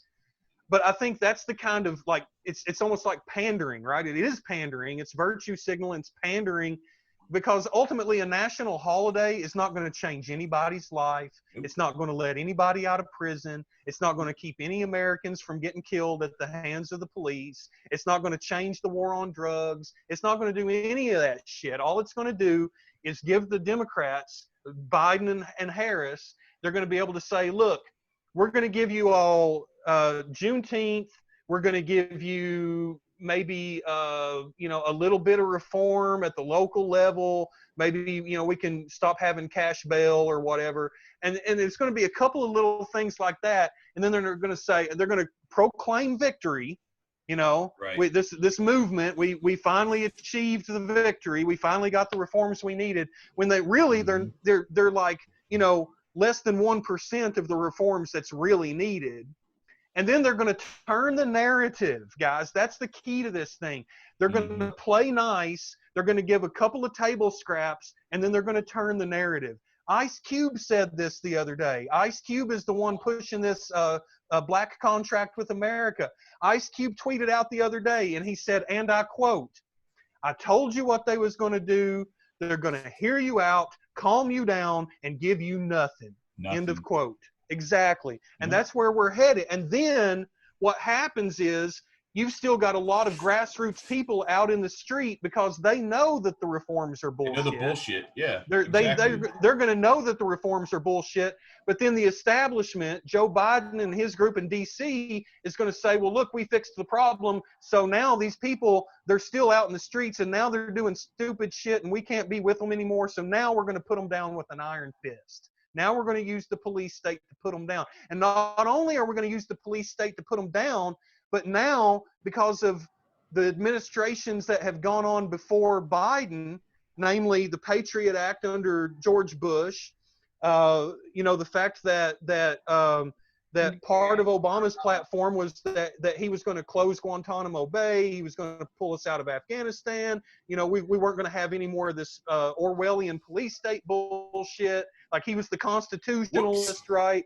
Yeah, right. Yeah. So none of that happened. We went through all 8 years of his presidency and the war that I served in Afghanistan. 4 years into Donald Trump's presidency, it's still fucking going on. Still fucking going on. My daughter was a baby in my arms when I watched the Twin Towers fall on live TV. She was about 3 months old when the fucking towers fell on live TV. Now she's old enough to serve in the same war that I did. And what they're going to do, the war itself is old enough to serve in itself. Yeah, exactly. So part of this, what I'm concerned about is that week that George Floyd died, that same week was the week that Donald Trump tweeted out and said, send in the troops, law and order. We need to use the federal military, deploy the federal military against the American people here in our own homeland. Right. And then that fucking freedom hating piece of shit senator from Arkansas, Tom Cotton. I don't care if he is an Iraq war vet. He's a piece of shit. He's a freedom hating authoritarian tyrant despot. Him and Trump both wrote that article in the New York Times called "Send in the Troops," where he also was wanting to send in federal combat troops. People that did shit like I did in Afghanistan, wants to send them in on American soil against American protesters. Fuck Tom Cotton. Fuck Donald Trump. All right. Now, the same day, I'm not sure it was the same day. You can go back and look at Donald Trump's Twitter feed or whatever. It's going to be the week that George Floyd was killed. I'm pretty sure it was within 24 hours of that tweet that Donald Trump also tweeted out that he wanted to designate Antifa as a terrorist organization, as a domestic terrorist organization. Even though he doesn't have that power, and even if he did it, it really technically wouldn't carry any authority except for him to be able to start building the narrative where he can say, hey, look, all of these special powers that we gave the federal government to fight the war on terror in Afghanistan and Iraq and everywhere else that we've been around the country. Look, we've got a real problem here domestically, guys. And I know we all really cherish and love our constitutional rights, but we really have to put down all of this violence in our streets. And we're not going to survive if we don't allow our federal government to start using all these unconstitutional police state warfare powers here on our own soil against our own people. Now, what did the great American hero Abraham Lincoln do with the Civil War? Yep. Suspended habeas corpus. That's right. And they don't even need to do that shit anymore. To bring in fucking Obama, remember, he made it national policy in NDAA. I can't remember the 2000 maybe. Yeah, 9, National Defense Authorization Act. Right. Yeah. Yeah, I think it was either 10 or 11 that gave the American executive branch the authority to indefinitely detain American citizens on American soil. So they're not even going to fucking need all that shit. They're just going to go in and do it because they already have the authorization. And don't think this shit They ain't. already have it, man. Yeah, it's Yeah, already. They already. Go ahead, Nicco. Yeah, Nicco. Oh, I've yeah, not heard. it ties into what you guys are saying about bringing the government and overreigning everything in America. How about for you and soldiers like yourself having a moral compass and coming back to the United States? What do you think that would play into? Also, the officers. You see those shitty officers, and then you see those police officers who are in Afghan doing all that shiesty stuff. Where do you think the human consciousness will come into effect when or if things get to that nature, and how would it be fixed or how would it come along? Nicco, I think that's a great question, man. I actually feel kind of bad for dominating the conversation so much because I really would like to hear more from you and everybody else. Oh, no, too. you're all good. But, No, you just give me questions to ask. No. I think this is a great question. Now, to answer that question, part of this is look back at the tweets that I just talked about, where Donald Trump, where he said that he wanted to deploy federal troops against the American people. Mm-hmm. Immediately, now at the same time was when he went and did that thing in front of the White House where they had they cleared out the protesters so he could go run over in front of the church and hold up a Bible to get a photo op for his voting base. All right. At the same time that those things happened, the Undersecretary of Defense resigned from his job and sent a letter to the Secretary of Defense noting the two things that I just mentioned about the protesters that they cleared out with violence, and the fact that the president's threatening the American people with military force. The Undersecretary of Defense mentioned that in his resignation letter and told the department, the chief at the Department of Defense, that look, I think you and everybody else may very well have to answer this same question in the coming days, depending on what this administration does. Now, from my perspective, when he did that, that was the first video that I made during this protest movement, was when I saw him tweet that. It was the first video that I made because I understood from my training, from my learning, I understood how far he had stepped out of bounds by threatening the American people with military force like that. And my thing ever since then is I think it rises to the level that he should be impeached. He should be removed from office. He should have his security clearance revoked. He should be stripped of all post-presidential privileges. And on my podcast, I offered that if we can find some kind of charges to bring against the son of a bitch and put him in prison, I'll even volunteer to spend some time pulling guard duty on his prison cell because that's how much I believe he belongs there. For sure. All right. So we don't impeach people and put them in jail for that. We just do it for like blowjobs and like looking at your political opponent's hotel rooms for documents and shit like that. It's a terroristic threat against the American people, and Donald Trump and Tom Cotton are both guilty of it. Now, there were also, you can look at Twitter, and again, this is just continuing to answer Nicco's question. At the same time, there were generals within the military that have been known not to, dip their toe too much into politics because a general is a political position. Generals are political, period. There are some things that generals typically don't dip their toe into, especially when it comes to domestic politics. But for the first time in my life, you had generals on Twitter and writing articles, writing op-eds, talking about how we need to take a temperature right now because some of us know beyond the shadow of a doubt that we would not follow these kinds of orders if they're issued. And so one of the things I was upset about, in my video about it was I said, look, I've got people I served with in Afghanistan, and they may be working for law enforcement or something now.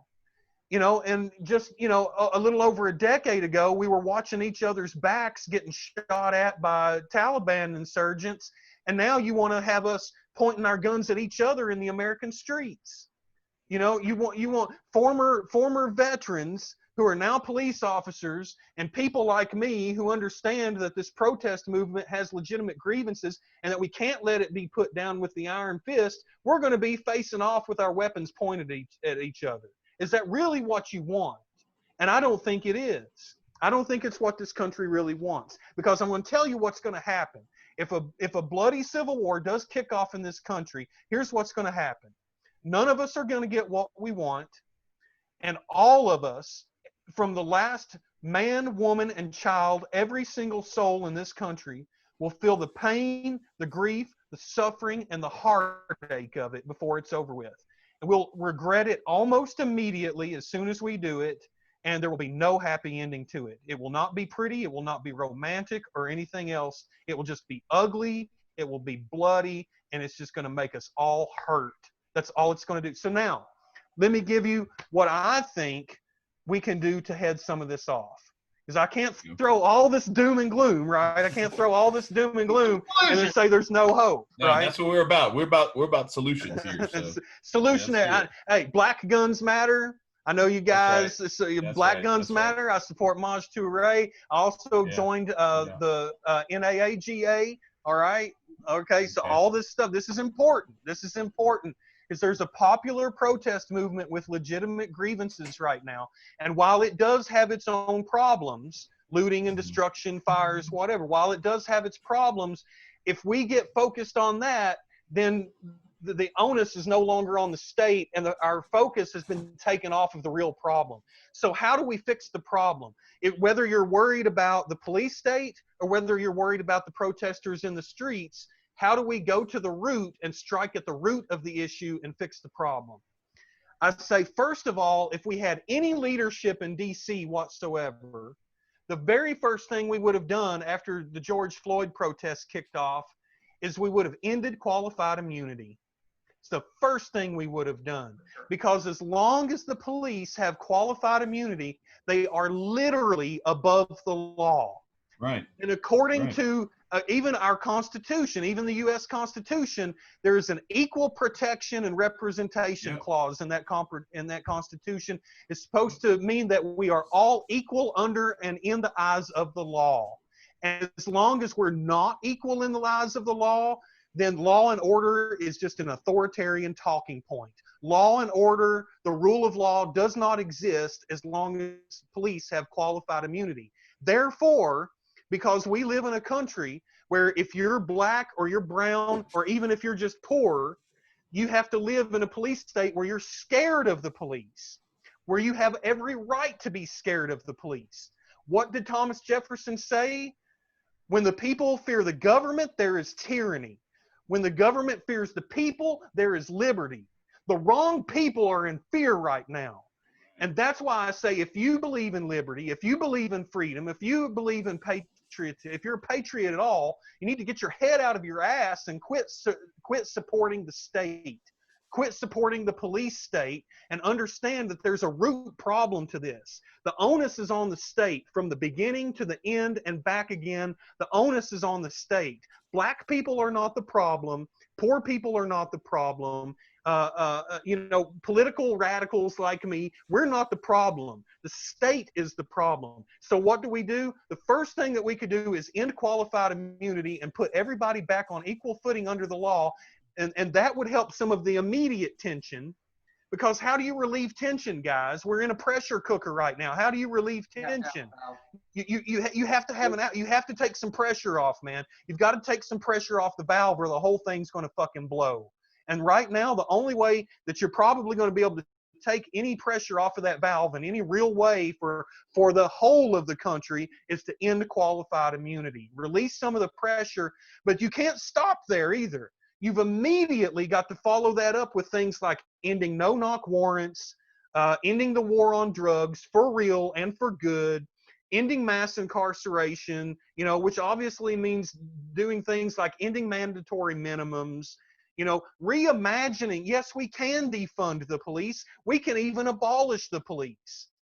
We live under a tyrannical police state. And guess what our founding document says? No, I'm not talking about the Constitution. I'm talking about the Declaration of Independence. Guess what it says? It says when a long train of abuses and usurpations pursuing invariably the same object evinces a design to put them under absolute despotism, it is their right, it is their duty to throw off such government and to provide new guards for their future security. How, in any way, shape, or form, is that applicable? If it's not applicable to the police state that we have in this country right now, then it's not applicable to any goddamn thing. Throw that shit out. Yeah, and the American Revolution was never justified. We should have never fought a war for fucking independence if we're going to put up with this police state bullshit. For sure. So that's what as bad to us as this motherfucker is. So here's the thing. We like I say, I think we need to end qualified immunity, do all these other things that I listed, and then immediately follow that up with, you want to do congressional hearings, that's great. You want to do other things, that's great. But we need to have a real conversation about how we reimagine delivering the services that we want to deliver to people. What do we really want? When we say we want the police, what do we really want? Security. What we're really saying is that we want emergency services, right? We want somebody who's trained and competent to show up in an unforeseen emergency. The other side of this is, maybe we want somebody who's able to investigate real crimes. Now, I believe in no victim, no crime. So I'm not talking about bullshit crimes against the state and that kind of dumb shit. I'm talking about real crimes where human beings' rights were violated. So what we're saying is when we say we want the police to do that, what we're really saying is we just want somebody who's trained and qualified to be able to hold people accountable for crime. So if we want emergency services and we want to hold people accountable for crime, that's one thing. That doesn't mean we need the modern police state the way it is right now. We have the power, the ability, and the authority as the American people from the Declaration and even before, from the Declaration of Independence all the way up today, we have the power, the ability, and the authority to throw off any mechanism of government that we want and to reimagine how we're going to deliver the services and the goods that we want in less volatile, with less conflict, with less violence, in ways. And look, if people would get off this stupid defend the police, Blue Lives Matter bullshit, get your head out of your ass for a minute and realize that we can reimagine how we deliver the services that we need in such a way to save time, to save money, and to better respect the rights of the people that are supposed to be the recipients of those goods and services.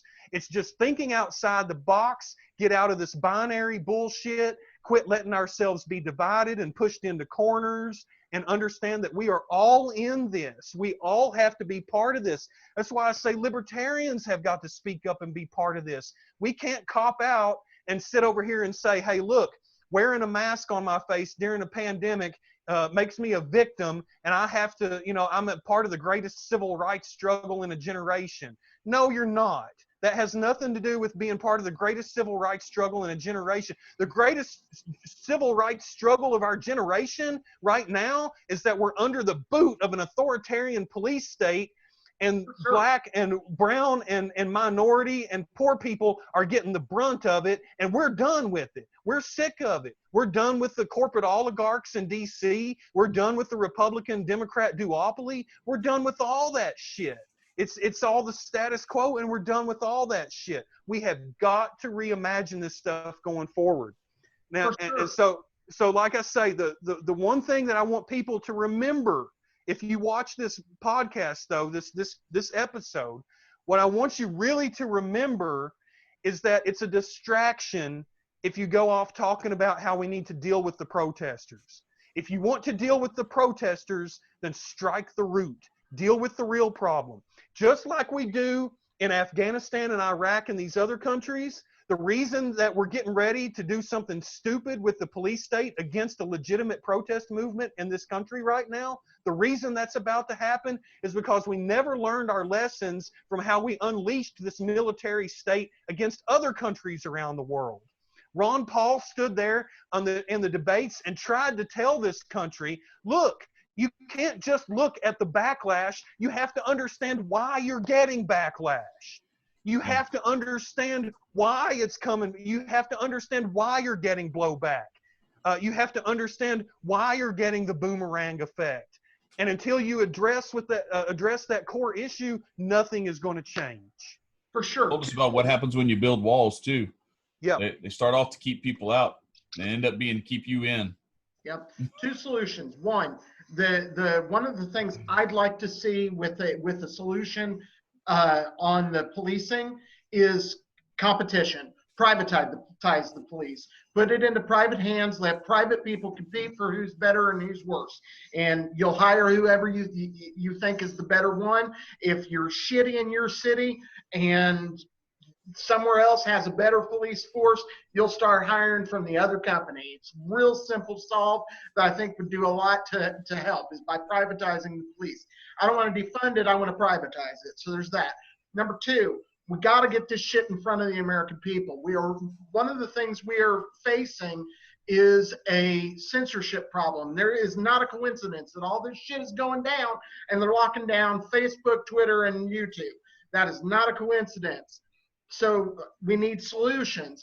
I actually know someone, and frankly, three of us know someone who I hope I reignited into his ass this past weekend, coming up with a blockchain solution for the censorship problem.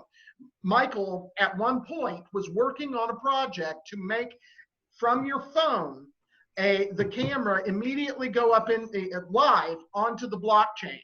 It's not capable of doing that right now. And he is supposed to be working on that. I just, this past weekend, hopefully reignited that into his ass, because once it's on the blockchain, you cannot fucking get rid of it.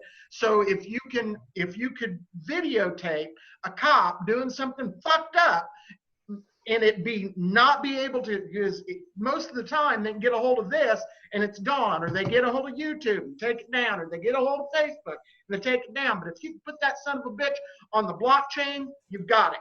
So hopefully I've ignited his ass into getting that shit done, because the more of this shit goes out into George Floyd showed what happens when you get the truth put in front of fucking people. People start taking action, because I don't need people going on the internet and doing dumb shit. I need people fucking screaming and yelling in the goddamn streets, not hitting nobody, but screaming and yelling. Right. I'm not going to take it anymore. Hey, Nicco. All right. So you're 22. You live in Chicago. What's your I'm dying to hear your thoughts on Adam's progression that he kind of took us through there. I am too. I am too. I've been watching some of the episodes with all you guys, and like I say, I'm sorry to dominate the conversation today, but I do appreciate the long format so that I can lay it out and people actually. And there's a lot more we could get into, a lot more weeds. But yeah, guys, I would really like to hear what that's one of the problems with today's media environment, that I think is actually one of the things that, like, we do have some options, and thankfully, like, this is one of them, where we can, instead of everything being 30-second soundbite type stuff, or if you can't get it on a bumper sticker, it's not worth saying or anything like that. No, some of this stuff is a lot more nuanced, a lot more complicated, and has a lot more of a backstory that you need to kind of set it up and let people really understand. Because otherwise, if you just say some shit like, that's why it's so easy for them to polarize people, is because you can just very quickly show somebody why the protests are bullshit, or on the other hand, show somebody else why the people who are the people who say that there's some weird fucked up shit elements within that we really need to look at, and then there's other people who'd be like, how dare you, it's like, well, okay, like let's try to, like, keep our eyes open so that we don't get infiltrated and shit like that. But anyway, I could go off on some other. Right, I want to hear Nicco talk. I'm gonna go through like a quick little preview. So Yeah. with just finishing up on the last topic on how basically everything is come on, Nick, we got this. I got you guys. Basically on the understanding and the I want to say the bubble that we're in, it's not allowed to see either side. It's unfortunate. Like if you're along this view, you can't skew a path. You can't go past it.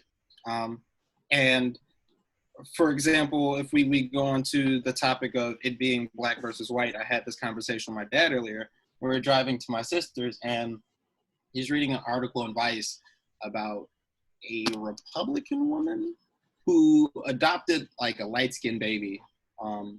And she was saying that she has to talk to him and tell him about his birds and bees, aka the police, because he's biracial, and since he's half black, he has to watch out for that, opposed to her 2 kids, where she doesn't have to have that kind of talk. It's the confinement that we're all in that leads us to these struggles. So for people to be all, I want to say, zapped into that singularity, that binary of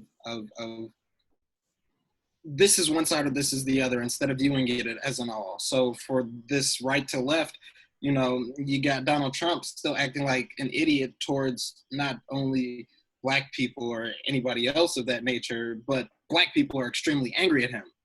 And there's no taking away from that. So we're just all stuck on that one view. But all right, let's take a step back. Now, you see what the media is doing, which is by far the best propaganda we have out here. I have to give it up to the American people, because America, our propaganda is ruthless. We've been manipulated and brainwashed.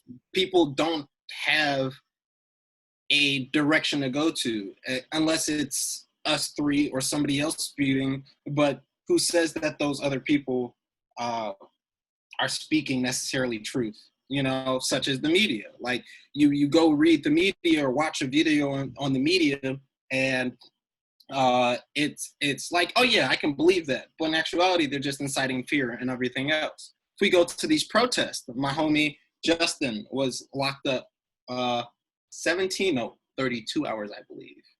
No contact from his people. This was right after George Floyd. It makes no sense. My people were calling around. I found out on Twitter, and I was like, oh shit, what's wrong with my boy?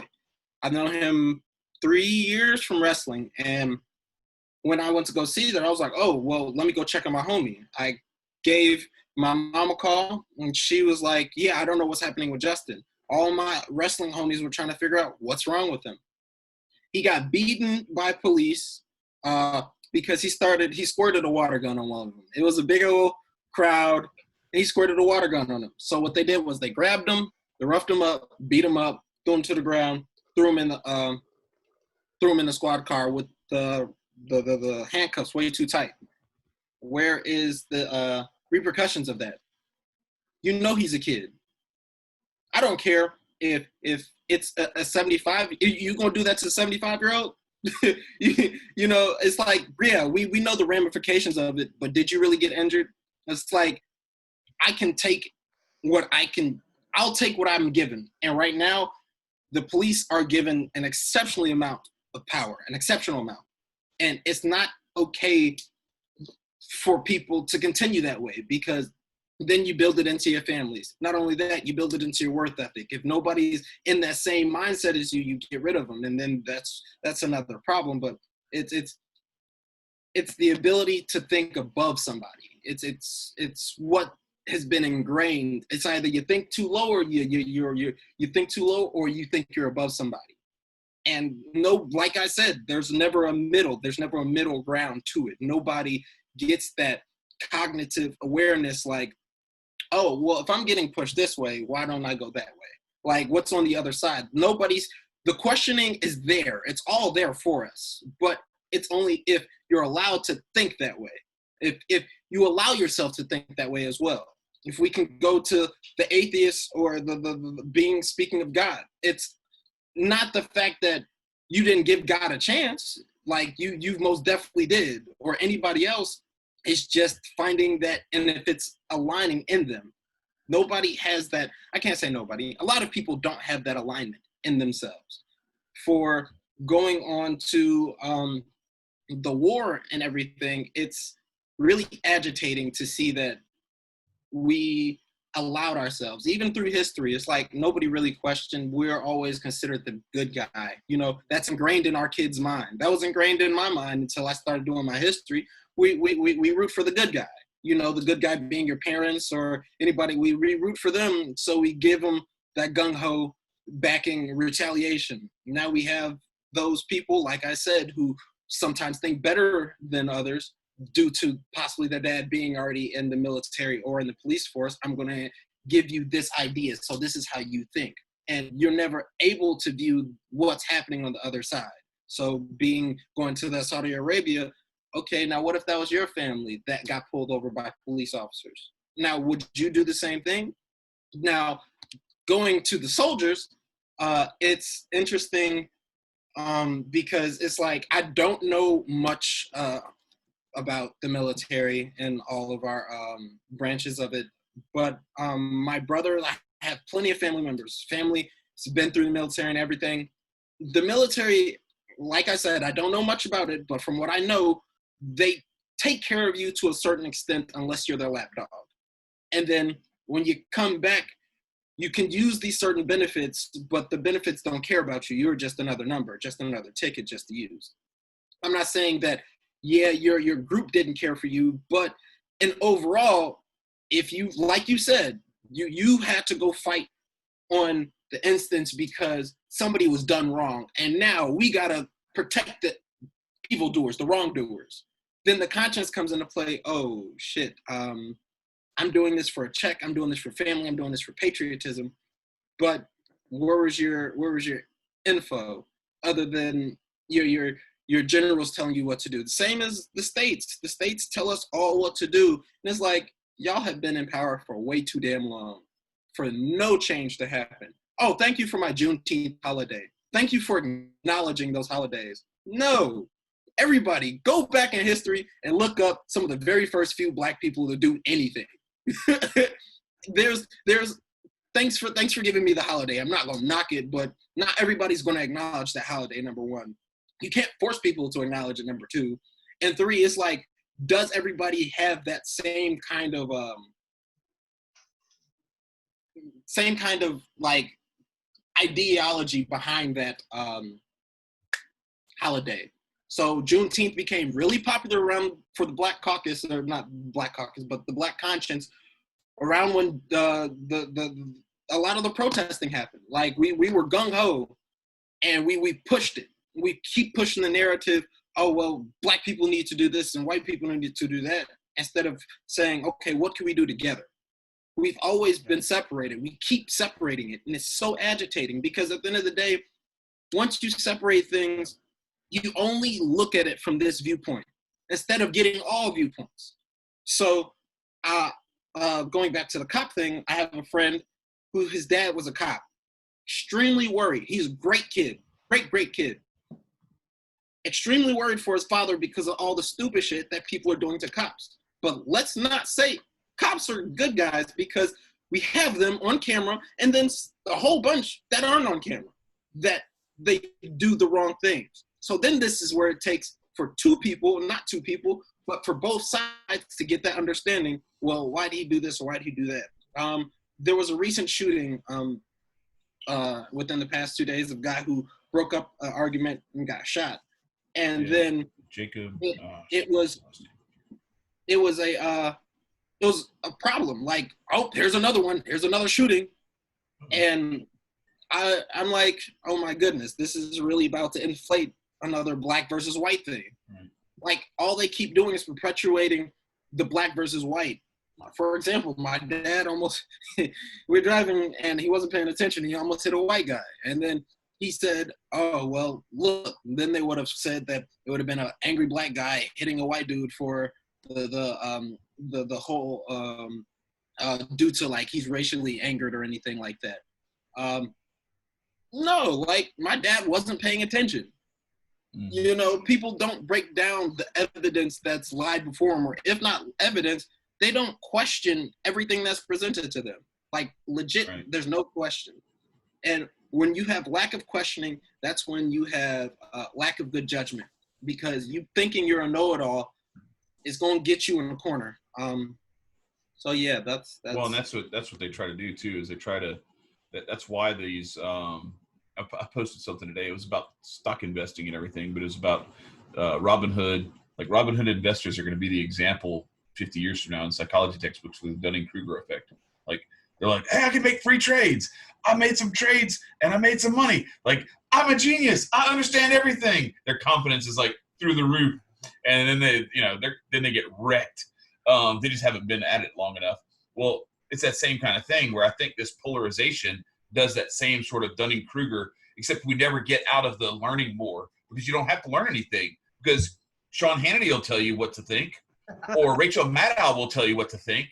You know, you don't have to think, you don't have to research, you don't have to study. Just sit in front of either MSNBC, CNN, or Fox News and One America Network, the OANN, whatever the fuck. Anyway, that's your two, like, you have CNN and MSNBC on one side, you have Fox News and One America Network on the other side, and they do all your thinking for you, so you get to stay at 100% confidence all the time with little to no knowledge whatsoever, because it's all being spoon-fed to you.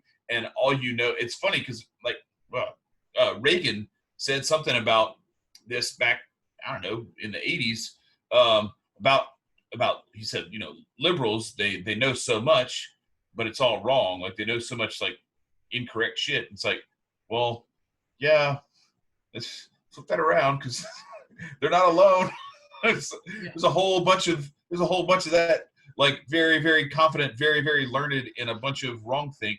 And I don't mean like Orwellian wrong think. I mean like actual, like, they think they know shit and they haven't really even thought about it. And it's done like that on purpose, because that way you are more easily controlled, because when you don't think for yourself and you don't question things, I always look at these things as like, okay, so what could both sides have done better?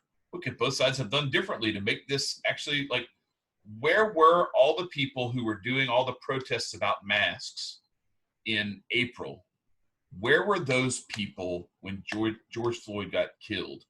Like, why weren't you saying, hey, you know what? Fuck the state for this too. And let's lock arms and let's work together. And we don't have to wear masks. We can just, like, walk side by side and do, you know what I mean? Like, it's just that, have that same energy. Where the hell are you?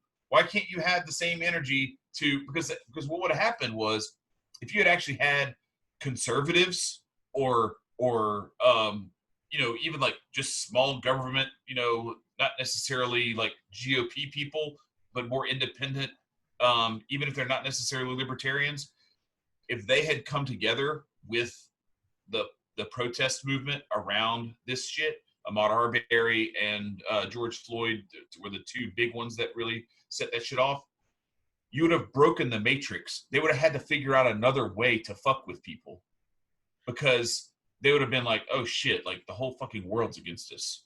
This didn't go right. Let's figure out some other thing, you know. And then that's why, like, you know, I got a weather weapon shooting shit at me right now. It looks like it's gonna miss me, and I don't know where you're on, like West Texas, aren't you, Adam? Just around Austin right now, north of Austin. Okay. So Yeah. not quite West, but you're not More in that, like, central. Beaumont, Houston area. Yeah, right. Somewhat, yeah. Yeah, because So Beaumont and Houston are about to go through it. Yeah. got a couple things hurricanes. that I want to cover with all that Nicco said and all that you said, Chad. First of all, what kept going through my mind when you were talking, this actually was started with Adam, but it reminded me of Firefly. And if you ever saw the show Firefly, if you ever saw the movie Serenity that was tied to that, what they did to the planet, the bad guys in the series were called the Reavers, and they wanted absolute control of this planet, so they made it happen on this planet. Well, they had an effect that they didn't realize they were going to happen. And what happened was it created these people that it didn't work on. The thing, everybody that was compliant fell asleep and just stopped doing anything. Just died because they stopped moving. But the Reavers went fucking nuts and started eating themselves, you know, and went nuts and got on ships and fucked everything up. And the state always doesn't think of these kinds of contingency plans, because people like us, the 4 people here, are not gonna fucking fall fucking asleep and do some shit. We might not go eating some motherfuckers, but we're still not gonna go to sleep. We're not going to fall down. We're not going to obey. We're not going to sit down. We're not going to shut up. And there's more than the 4 of us out here. So that they don't think about that shit, and so they're not prepared for it. So that's going to happen. The second thing is, I really think that, again, we like to think in terms of like A and B, and we it's all a big fucking like stream. And I like to think of it in these terms when thinking about like the left and the right and those kinds of things. We like to think that the left was watching MSNBC. There's a reason Fox kicks their ass 90% of the time. And the reason is because leftists not give a fuck. They're sharing shit about cats. They're out fucking painting. They don't give a fuck. They aren't educated as a motherfucker at all. I mean, you can look at people on the right and tell that they know something. The people on the left don't know shit. They're wearing masks and doing dumb shit because they're told to, and they're like, okay, that's what I'm supposed to do, and they go do that. They aren't doing shit. So that's one side. And then you get the Republicans. The Republicans have learned that there's shit to know. So they go and they watch Fox News and get told what they're gonna believe, and they're gonna put their mask on, they're gonna do the dumb shit, and they're gonna follow what they're told to do. And then you have libertarians. Libertarians are the ones that did, and I've followed this pattern myself, so maybe I'm biased, but what winds up happening is that the libertarians start looking at the fucking shit that the Republicans know about, right? And they're like, all right, so shit went down on 9/11, right? And you're wanting me to believe the jet took down some fucking beams in the middle. Okay, I don't buy that shit. So you start looking down a rabbit hole. And a lot of libertarians, because really what we're dealing with is controlled masses, which is most of the people. Most of the people are the 2 that I just talked about. But then you have those people that have gone down the rabbit hole, and it matters. Like, I'm an anarchist. I've gone the fuck down some rabbit holes. I've journeyed the fuck down. What we need to do is, instead of telling the people that they're just trying to look at some cats, you know, they're trying to fucking laugh when they, you know, flip through their fucking brainwashing Facebook algorithm. That's what they're trying to do. They're just trying to have some fun. So we have a problem with messaging. All of this I said so that I could say we have a problem with messaging. We've got to get to those people that have, you know, Rush Limbaugh's right about one thing, maybe the only thing, and that is that most of these people are low information voters. And we need to start putting, although like we've talked about, I like this long format where we can get into detail and do that kind of shit. I like that. Not everybody likes that. It's why I started putting memes out that say things like anarchy is love, happiness, and joy. You know, it's, you know, challenging people on a very small scale so that they don't have to go down the big rabbit hole. And how we get there is by messaging. And how we get there is by getting it in front of their fucking faces and saying, this is the positive nature of our being. It is ethical to be good to people. It is unethical to hurt people. And it is a very simple concept. Stop fucking with your cat for a minute. Look at this. Now, your cat meme might have Epstein didn't kill himself or whatever the fuck it is you're going to do.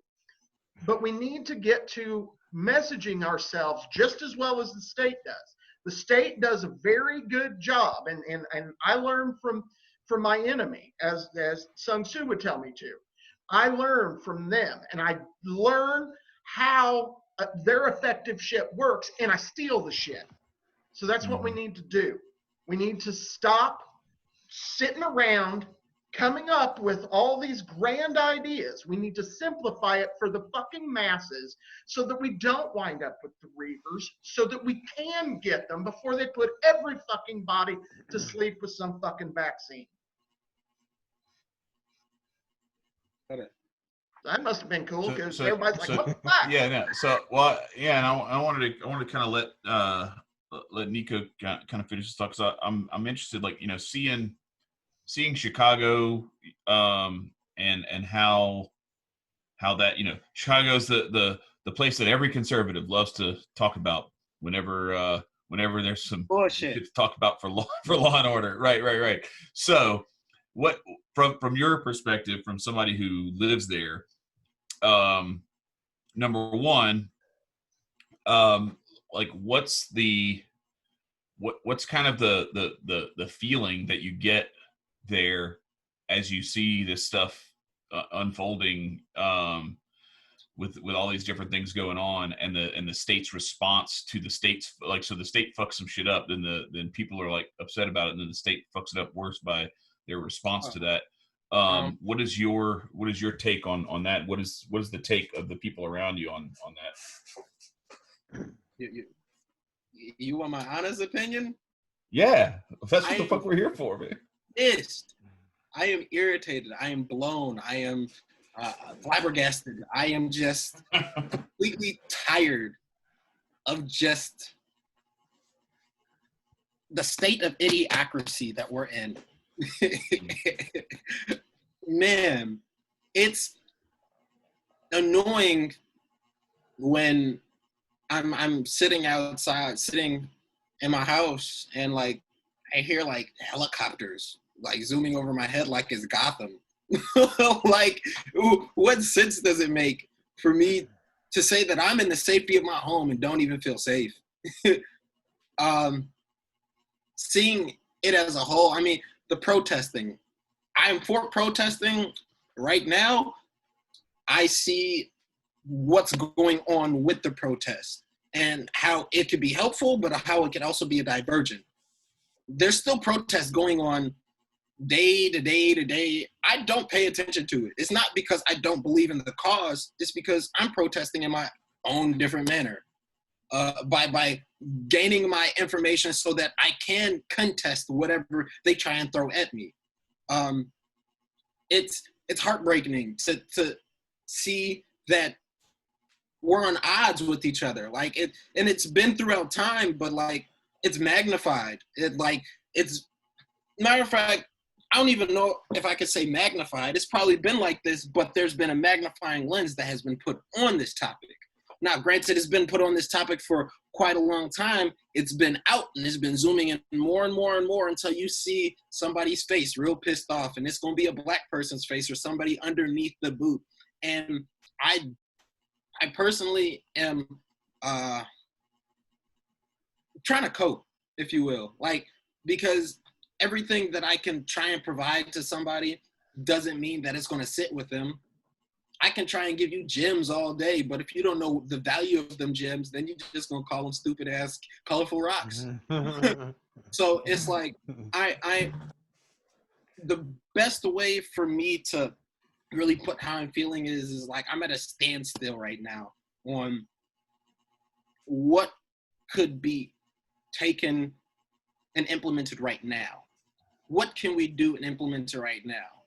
In the sense of Black people getting together, what HJ said, securing your perimeter, getting your community together. That's my first thing, is just building up the community. That's my number one, my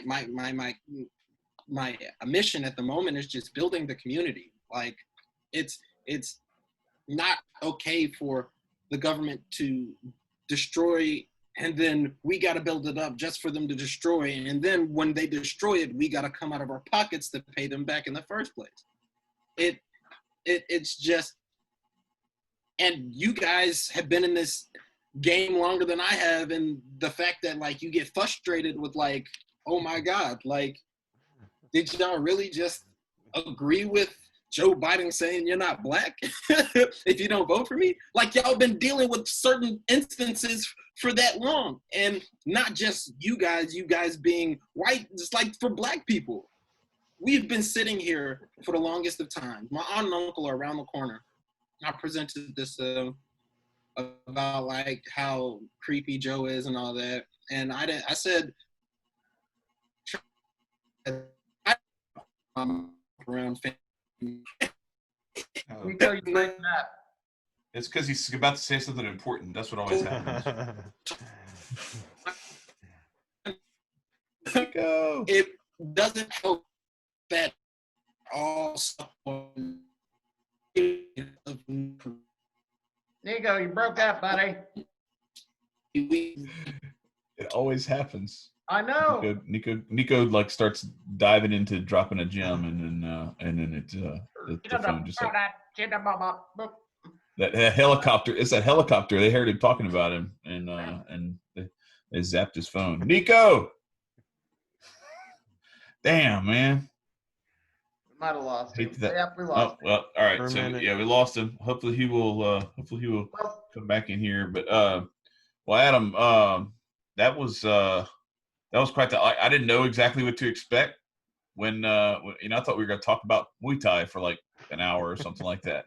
And I think not that there's anything wrong with Muay Thai. I think it's it's very cool, and I'm excited. Maybe we can do something again later where we go more into depth on that. But what you brought, I'm really happy you brought, because I think we all kind of needed to hear that we needed to kind of reset, rebalance on that, because I think sometimes we can get caught up in some of the other narratives that are out there, and that's why I think it's good to do. That's why independent media is so good, because independent media gives you the opportunity to get voices and to hear perspectives that aren't necessarily just a counter to something that you saw somewhere else.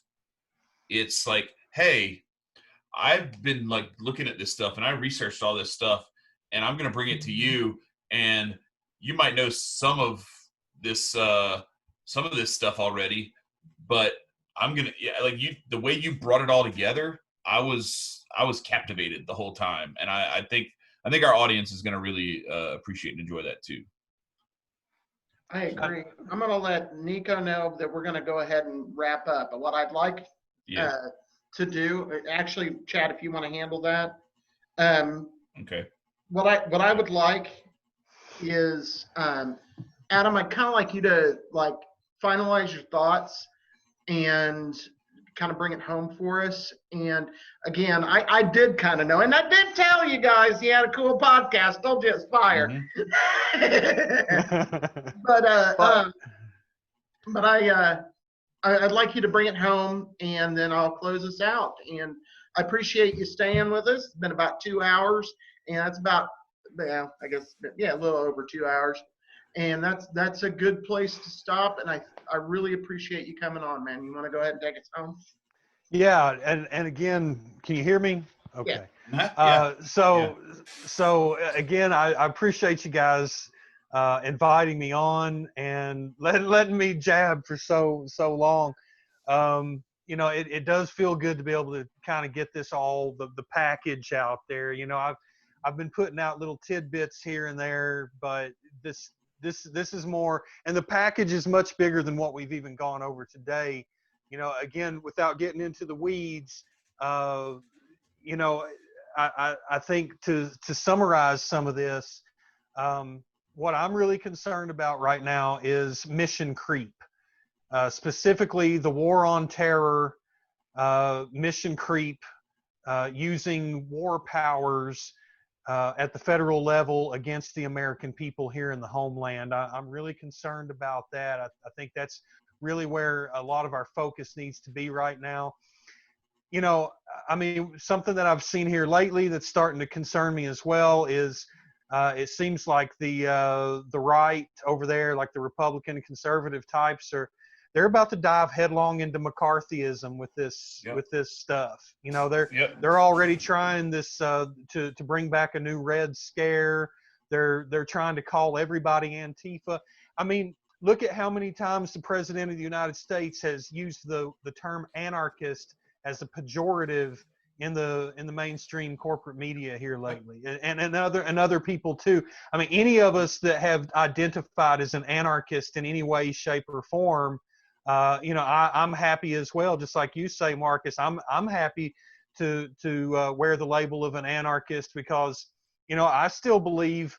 I mean, if you actually look up the definition of an anarchist in the dictionary, it's people who put the ideal of consensual voluntary interactions between human beings as the highest ideal.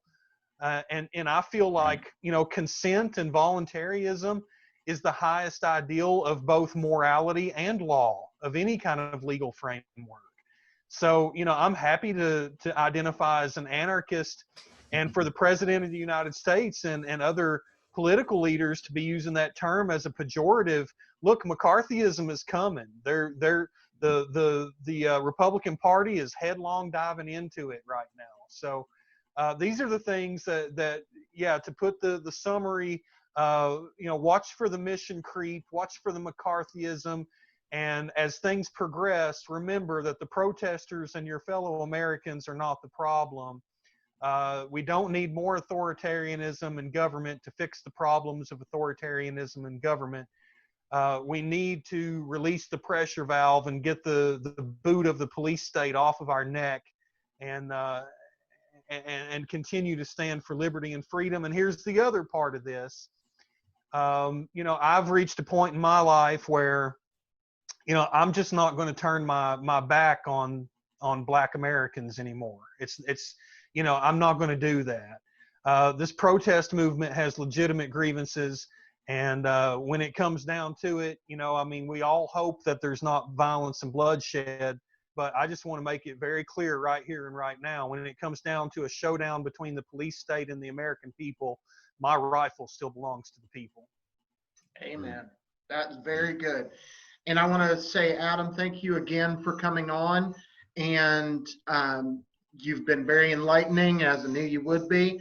And you need to know, one of the things that when we started doing,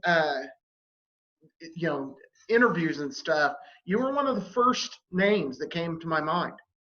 And the reason is because we had made friends and I knew you had ideas and you brought those ideas. And I appreciate you and love you, brother. And know that you always have a place here in Indiana to drop and hang out if you ever want.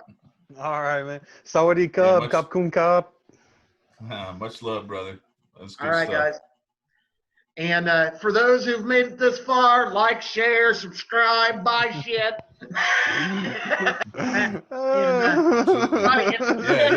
Operation Phoenix Warrior, the link will be down below. And check out Adam's podcast. And like I said, hardest worker I've seen as an activist, and I know some activists. That's it, right. On Liberty podcast, right there on YouTube and Anchor. Awesome. All right. All right. Well, everybody, stay free.